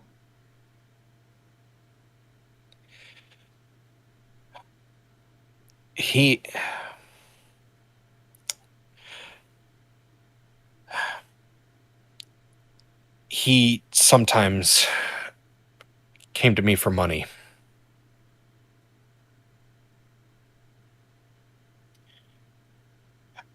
I always told him that, it needed to go toward his rent, toward food, toward...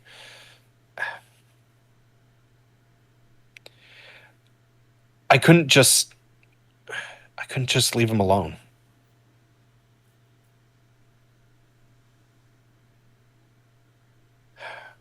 Until I told him I would.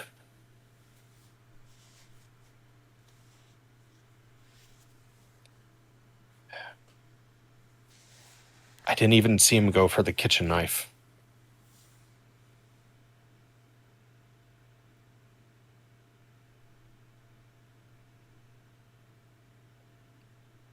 And then the next thing I knew, I woke up in a Acererak ship.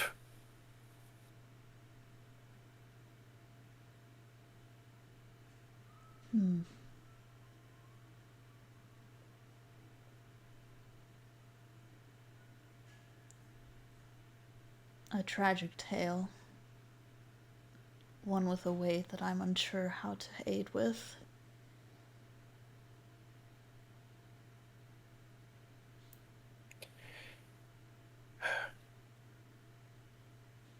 I guess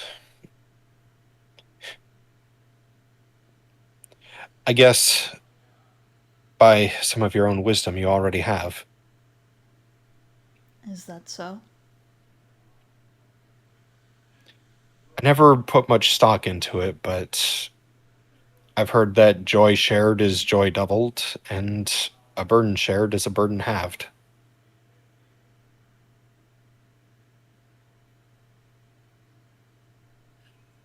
Well, know that my wings are strong enough to aid in carrying your burden, if you wish to have such help.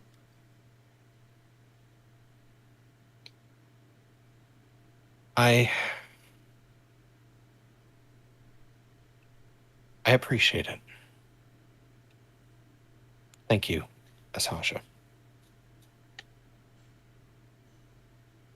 He gives a smile.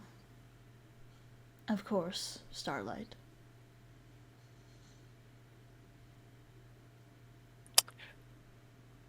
One second.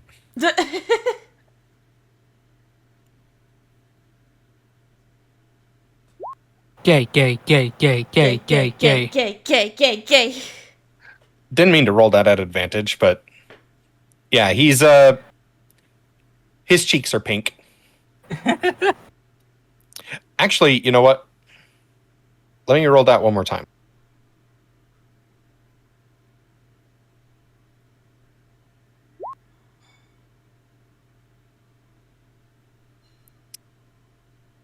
Okay. If he had failed it, he would have started glowing. Ha! You just see Asaj's ear flicks. It's just like, oh dear, your heart rate's going faster. Are you all right? Just, yeah, I'm fine. Cute. He's also like pointedly turning his attention back to the food to make sure he's not, in danger of burning anything. Hot soup. Don't curdle the soup. Don't curdle the soup. Not the soup! Don't sweat it out. Alright. Groose. Groose. Hello. You asked Ichabod if this is real. Yeah. I did. Ichabod just looks up at you, and I'm going to zoom in because I love your little Ichabod doodle. I was about to say, I love the doodles. I started watching them come into being. I'm just like, I love this. This is so charming. I'm making the scene. Yeah, Ichabod just looks up at you, and basically the sticks kind of float next to him. He's been carrying them in his mouth for fun factor rather than necessity. And he just gives a nod and is just like, I'm going to break this to you. This is in fact real.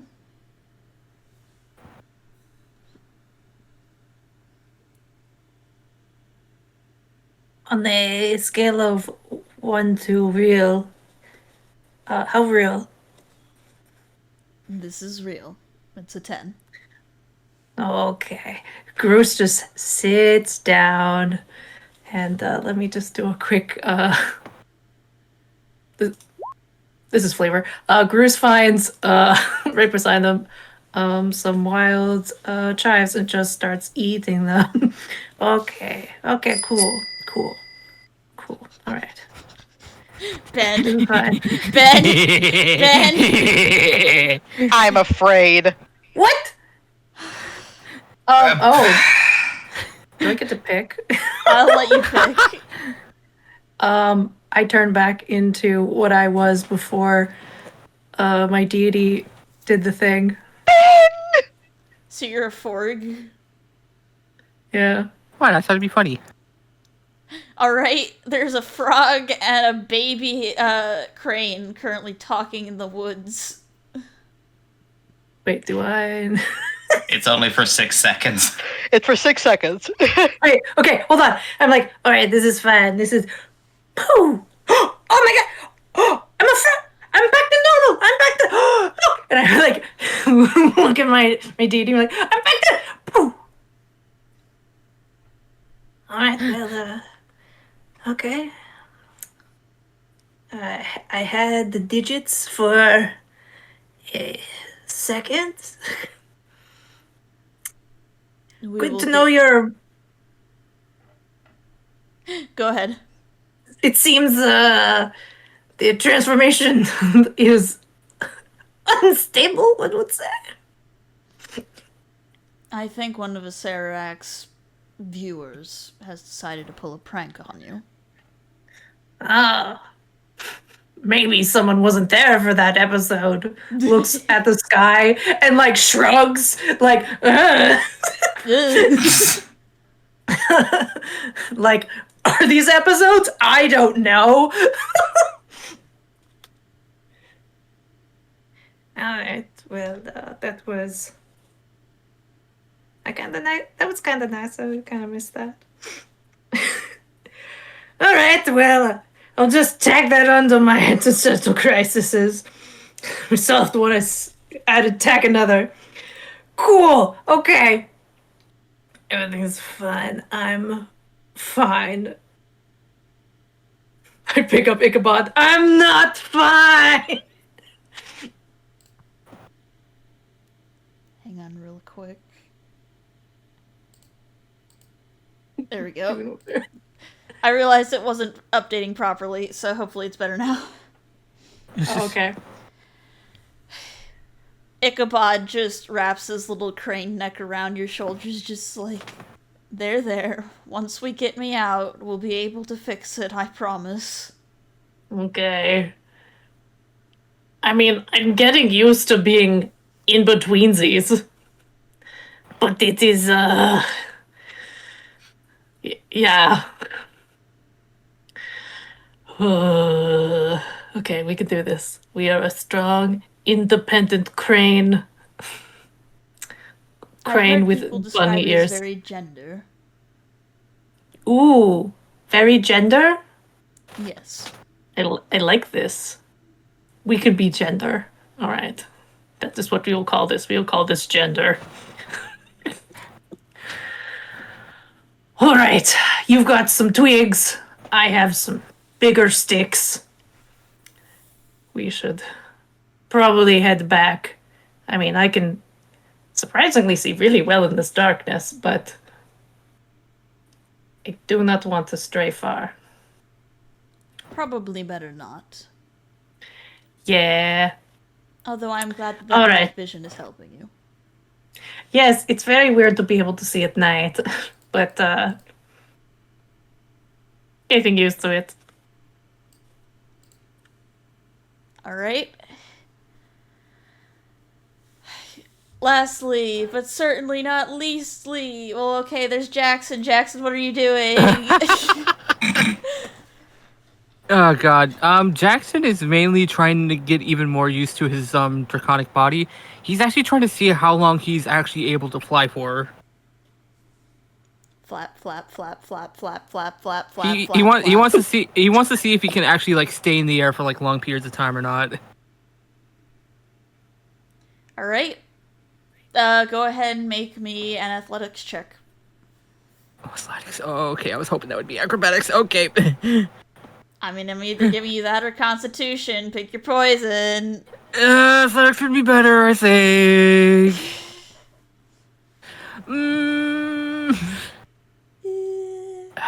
Yep.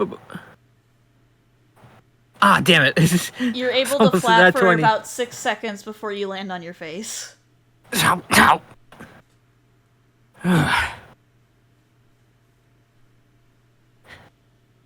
Okay. You hear a mildly exasperated sound from Talia. It is barely perceptible, but it's just a slightly harsher breath.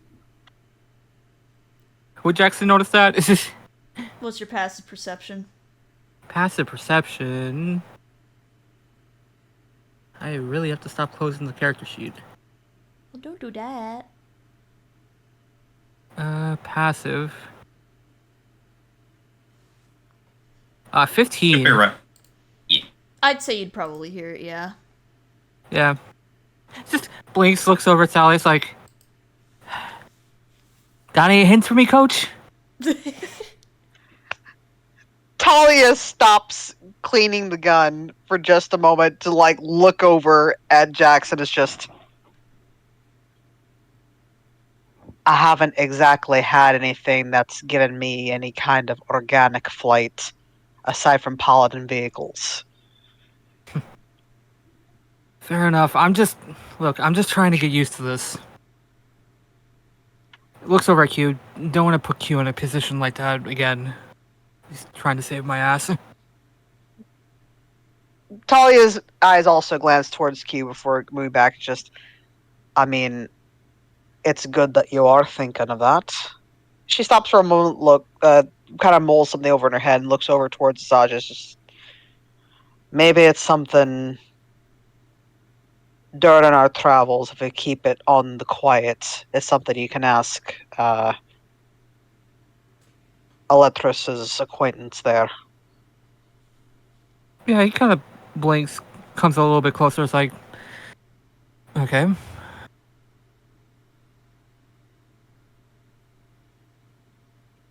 What specifically? Stares at him. I'm pretty sure he's got wings. You might be able to ask him, how to properly use yours or some ideas on how to fly. I'm guessing is what you were trying to figure out, Possibly. He kind of looks like the difference between like their wings and his wings. Like, it's kind of hard to gauge if they're like similar They're or not the in terms of exact flight. same structure. Exact same structure. Okay. At the very least, they might be able to help you figure out, what muscles do what, so you can try to feel for it on your own. You'll have something more of a guidance. Yeah, because that's been like the weirdest thing to try to figure out with this entire thing. I mean, it's another set of limbs. I'd figure that would probably be the most difficult thing to get used to. Well, it's something you just think would come naturally, but it's not. Like me, kind of like trots around a little bit on his all fours. That was pretty easy. This flaps his wing, not so much. Surprisingly enough. Talia blinks. It's like, do you not remember crawling when you were really, really young? There's a reason why it will translate a little better. I think I remember that far back. Talia looks at him. For a slight moment, there's a look of kind of consternation, but not like frustration. It's more just like you don't remember it? I remember walking like across ships the first thing I remember is running as soon as I could. I don't remember crawling. I remember just getting up and running.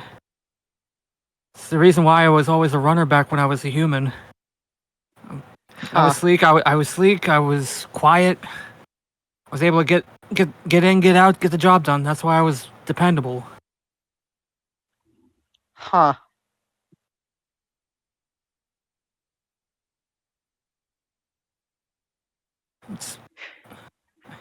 Polishes the outside of her gun a little bit more, just... Well, in any case, it seems like you got a better idea of what to do going forward, at least. I appreciate it, Thalia. There's just kind of like a grunt in response. Slowly getting there. Slowly getting there. slowly getting into that shell. even though she's part liquid. It's a fortress, motherfucker! It ain't no shell!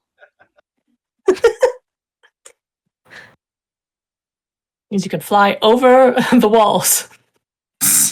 Ah, yes. Engage the turrets. Catapult me. Jesus Christ. Bruce takes one for the team. Whee! I shall lower the drawing bridge. Lord. Lowers the drawing bridge covered in blood. I did it! I got it. Falls over. It's like it's a fucked up version from that scene from Shrek 2. Yeah.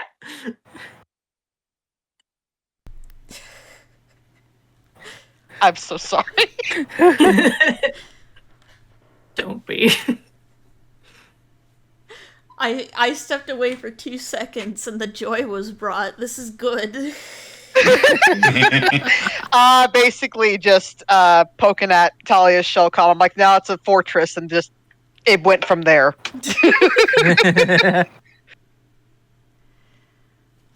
I'm guessing, are you guys wrapped up? I mean, for the most part, Talia is just like, oh, hey, problem presented. This is a possible solution. Use your goddamn brain. Not as roughly as that, but you know. Alright. Yeah, that's the problem with Jackson, though. He's a little himbo. He's a little humble who doesn't know how to accept help. So. We got a whole bundle of trauma in this group. Yeah. Yeah. We're D&D characters, of course. Talia is like, ah, yes, trauma. I remember when that was fresh. Yes, the rest of us are D&D characters. Talia is a 40k character. Trauma is just Existing. Monday. It's just, yes, I am a walking scar. Yeah. Well, last but certainly not least, we have Q. So Q is currently also trying to do some flight training. Yes. So, the first few nights while, traveling in his new form, he mostly did his best to get, a proper feel for the fact that he now has wings. So he's done his best to feel where exactly the wing joints connect to his body, and if the fan fictions that he has read and imagined are proper and good, they're usually connected to the shoulder blades in some way. Wait, fan fictions, what? Yes, fan fictions. He has read fan fictions. He has read literature. The literature's not the problem, it's the fan fictions. Anyways. Q spent He has his read free a lot time of on stuff. AO3. Don't make me No, don't make me try to think if AO3 still exists in the alternate timeline. Anyway. Wait, roll to see if it exists. I was gonna say roll. Do I have to roll to see if that fucking shit exists? Either way, Q has spent some time getting used to the fact that he has wings, and now that he's at least a little bit more confident that he knows how they move, even just a little, he does start, getting his body used to doing the flapping motions. He doesn't actually try to get himself off of the ground. He's just, repetition does the muscle memory. Yeah. Go ahead. Go ahead. You go ahead. Well, I was just going to say, as you're doing that, Xerxes, he's got a nubby leg right now, so he can't quite walk, but he can do an all six crawl kind of situation. So you basically see him kind of hobble crawl towards you and he just buzzes his own wings in imitation.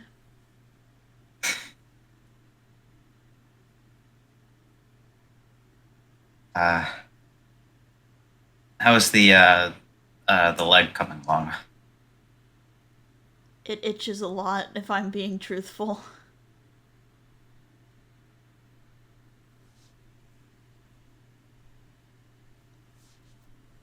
I'm sorry to hear that. I wish I could help ease that. I'll put him over here for now. Yeah. That's when Xerxes wiggles his leg, and you can kind of see, like, the little segments are coming back kind of situation.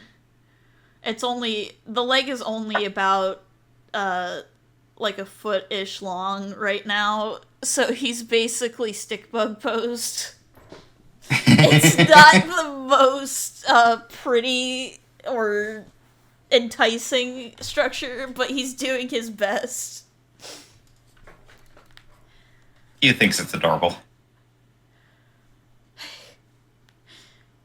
Basically, Xerxes just looks up at you, and his antennae give kind of a little flick, and you can tell that he's smiling. I just wanted to say thank you for carrying me the past few days.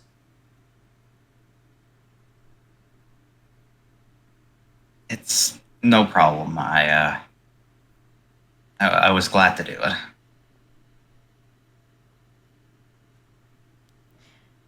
That's when you see him. He doesn't, like, quite sit down, but he kind of, like, settles himself on his butt so that he doesn't have to stand up anymore on the baby leg. Yeah. And then he just, like, gives a nod and is just like, I mean, I do mean it. It would have been very easy for you to just leave me behind.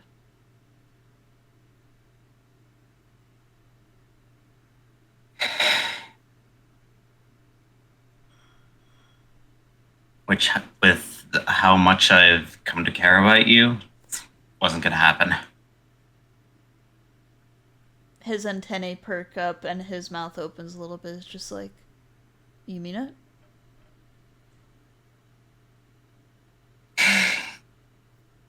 Yeah, it's, I noticed it a little while back that I had some feelings. I, at first, set them aside, thought they'd be just momentary flights of fancy, but more and more we travel together, and the more we've been through everything, I've kind of realized that I've started to fall for you, I think is the correct word. That's when you see Xerxes' wings give a happy buzz. And it's difficult to read, but you can definitely tell, like, his color changes just a little bit.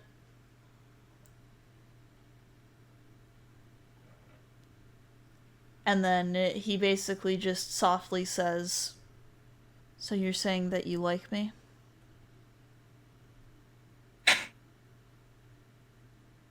Yeah, I suppose that's the simple way of saying it. Well, to be honest, I didn't think many people would take interest in me given how I look.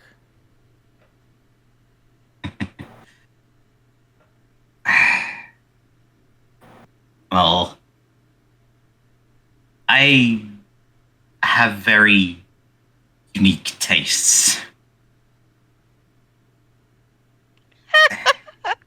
Why you gotta say it like that? Why you gotta say it like that? God damn it! Oh my. This coming from the blood drinker.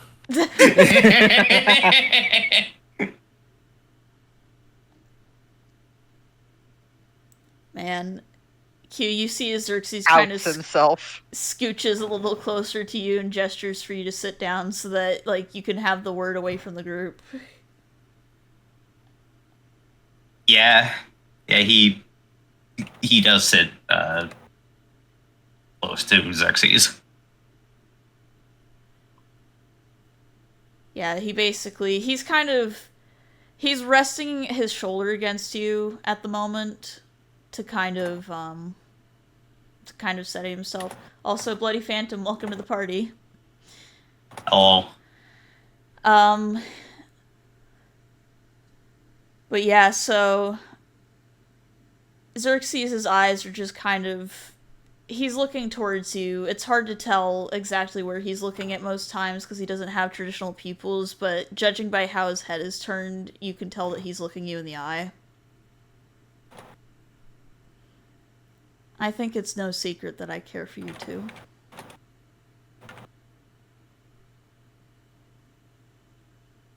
I think in the past...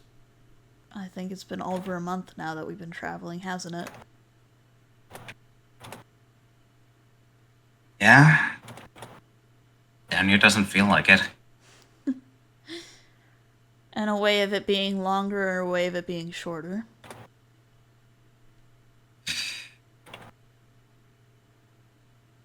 Well, despite the downtime that we've had, it's certainly felt a lot shorter than a month. I suppose that's fair. And then you kind of see as his mandibles pull into what you can guess is a frown. I'm going to be honest with you, Q. I haven't had much experience in the way of relationship. At least, not good ones.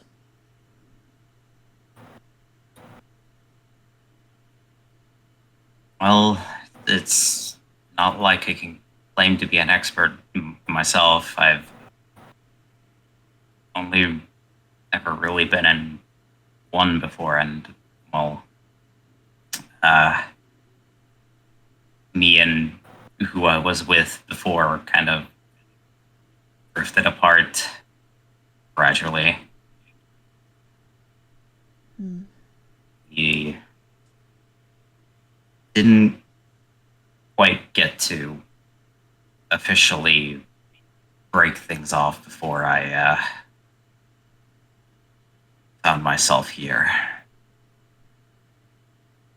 I'm sorry to hear that.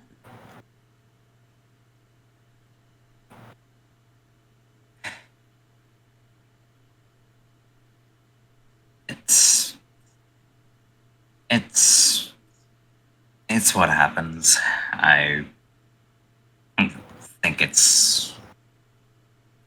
was partially or mostly my fault that we even began drifting away. I can't quite do long distance relationships.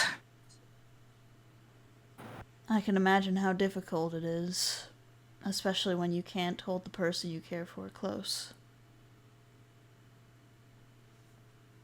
Exactly. And the reason why I didn't approach you with these feelings that I'd been feeling before was I didn't want to burden you with anything that wasn't outside of your comfort. You don't have to hide stuff from me, Q. I don't mind talking about this if it helps you. I know. I just generally find it pretty hard to talk about myself due to how I am and how I think.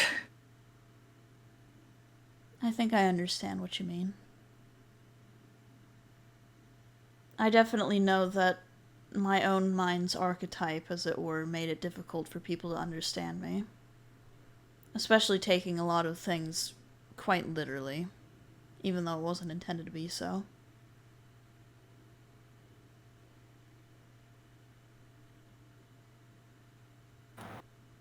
Yeah, well, I, I think you'll find that I'm a lot more different from the usual general public persons. Is that so? I mean, I hope so. Well, you're certainly winning a lot of points above the people I've dated.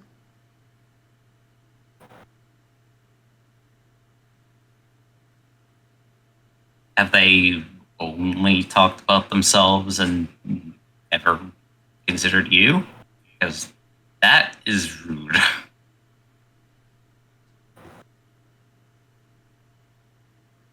Well, I've had a few rough relationships. The previous one wasn't great. She wasn't very communicative about what was bothering her, and it kind of ended up blowing up.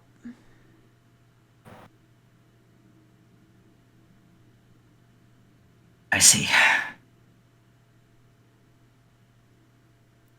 I think on top of that, like, being a celebrity, at least in my time, is really busy work.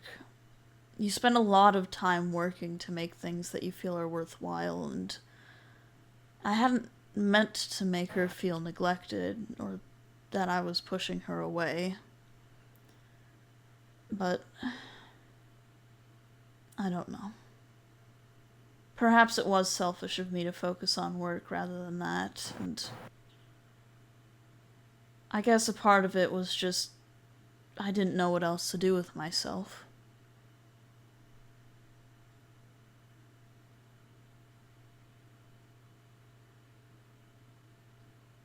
Well, despite this being a past thing, I can see that this was, unfortunately, a joint thing, but still, I certainly hope to do better at the communication thing than I have previously. You've at least been telling me your state of mind and everything like that, which is already a step up. Having that trust is nice again. Especially when, well, it's difficult to know what to do better sometimes. I can't read people's minds, despite the fact that I can apparently now speak in people's minds. It's a strange experience. And it does feel unusual, but I don't hate it.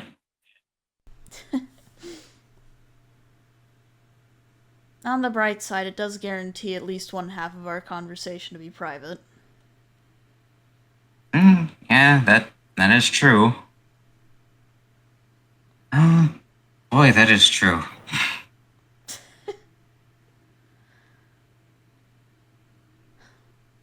So I suppose you want to start this whole relationship thing, then?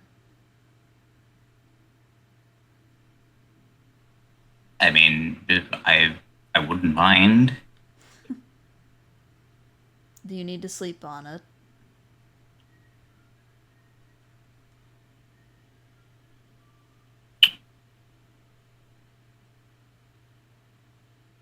I think I'd find it a bit easier to decide if I slept next to you. Sha la la la la la. My oh my, look at them boy too shy. Hey, look at him go for that. Kiss the boy. Do you want to add some Riz to that? What is thine suggestion? Go ahead and roll me a persuasion check at advantage. All right. Wait, hold on. Ooh. I'm holding on. Do your thing, Ben. There we go. Okay, Q currently has a 21. Goddamn. Alright, and Xerxes rolls a 9. Q, you have thoroughly rizzed this man. Let's fucking go! Yeah, Q, you The just... will they. Oh, go ahead. Basically, you just feel as Xerxes shuffles a little bit closer and bunts his head against yours.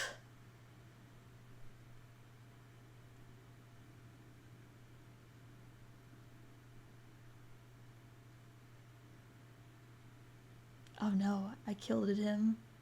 It's just he does lean a bit more against Xerxes and is like, just to let you know, I have no idea where this confidence is coming from. yeah, Keith.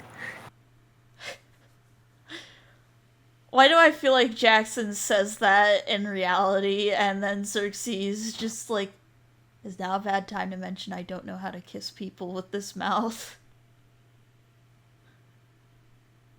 I'm sure we can figure it out. Roll that wrist I check like the again. idea of Jesus that, 'cause Christ. Yeah, roll another check. See, I almost pictured that coming out, and then Q having that moment of, oh god, that just came out.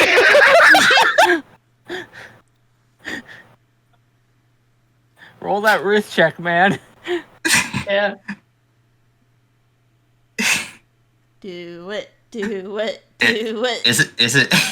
Is it the same as last time with advantage? Yes. Oh my god. Alright. Flint, just there we go. I was gonna say just keep on rolling till you get in that one. So See, here is the thing about Q. He doesn't gain any confidence until he knows that the boundaries are at a certain distance. Relationship, up the confidence.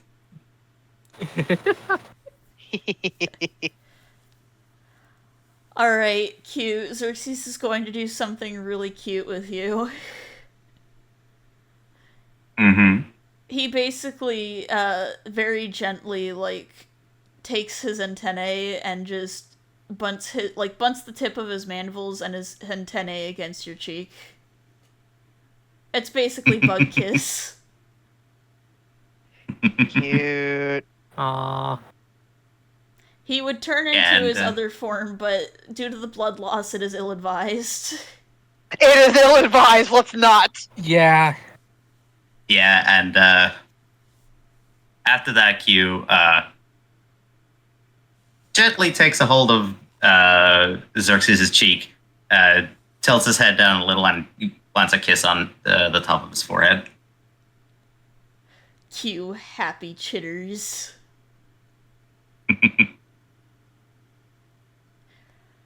Oh, man. So those two are sharing a bedroll tonight. The will they won't they counter goes down by 1. It's okay. There's 3 other party members. It can always go up. What? I said what? I'm just saying, I'm just shuffling Talia to the side because, trust me, that is going to be way too much work for, like, 99% of people. It's okay. I don't force romantic subplots on players. It's a at your guys' pace situation. My brain just, when the counter goes down by 1, roll initiative. Everybody rolled a smooch. I dodged. Talia is armed. Is armed and ready. Do not engage. Talia and Bruce are too asexual for this bullshit. Bruce is just confused, and everyone who looks at Groose just hears background music. Elevator music, it's just like do do do do do do do do do do. And then randomly, hey, sister, soul sister.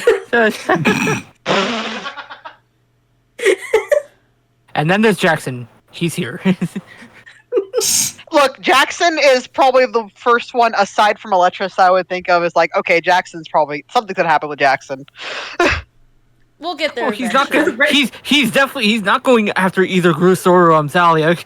Oh no, that's not what I meant. I just meant you're most likely there's going to be an NPC somewhere potentially. Like he has got the Potentially. greatest potential of the remaining ones.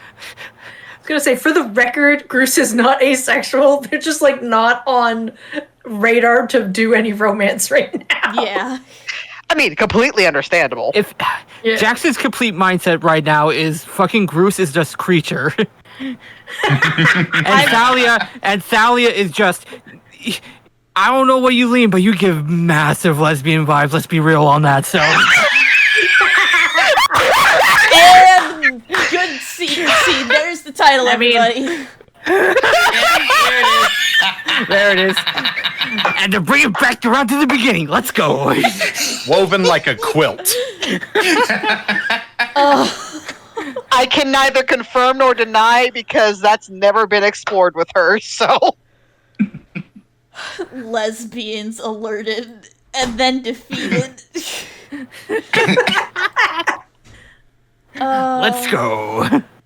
I have a question for Jackson. On a scale of 1 to 10, how bisexual are you?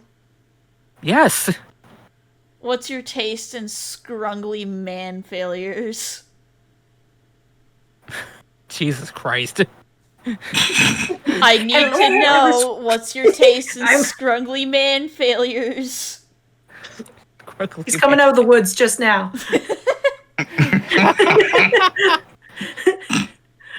I sprained my ankle, Fix me. but I'm hot.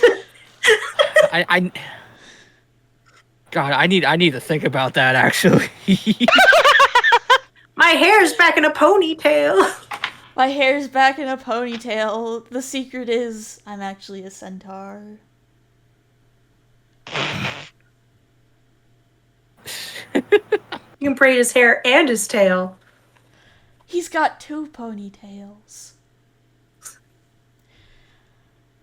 But anyways, I think that's where we're going to call it for this extra long episode of 2 Men at a Time.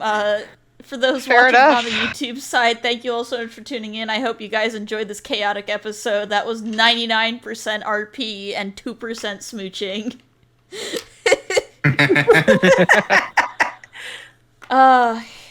Tune And in no one next died. time, and for 2 Men at a Time. Like, subscribe, tell your friends, and comment the word bananas, because that's where we're going. Next time the lesbians get resurrected. This shit is bananas. BANANAS. But anyway, to my YouTube audience, bye-bye.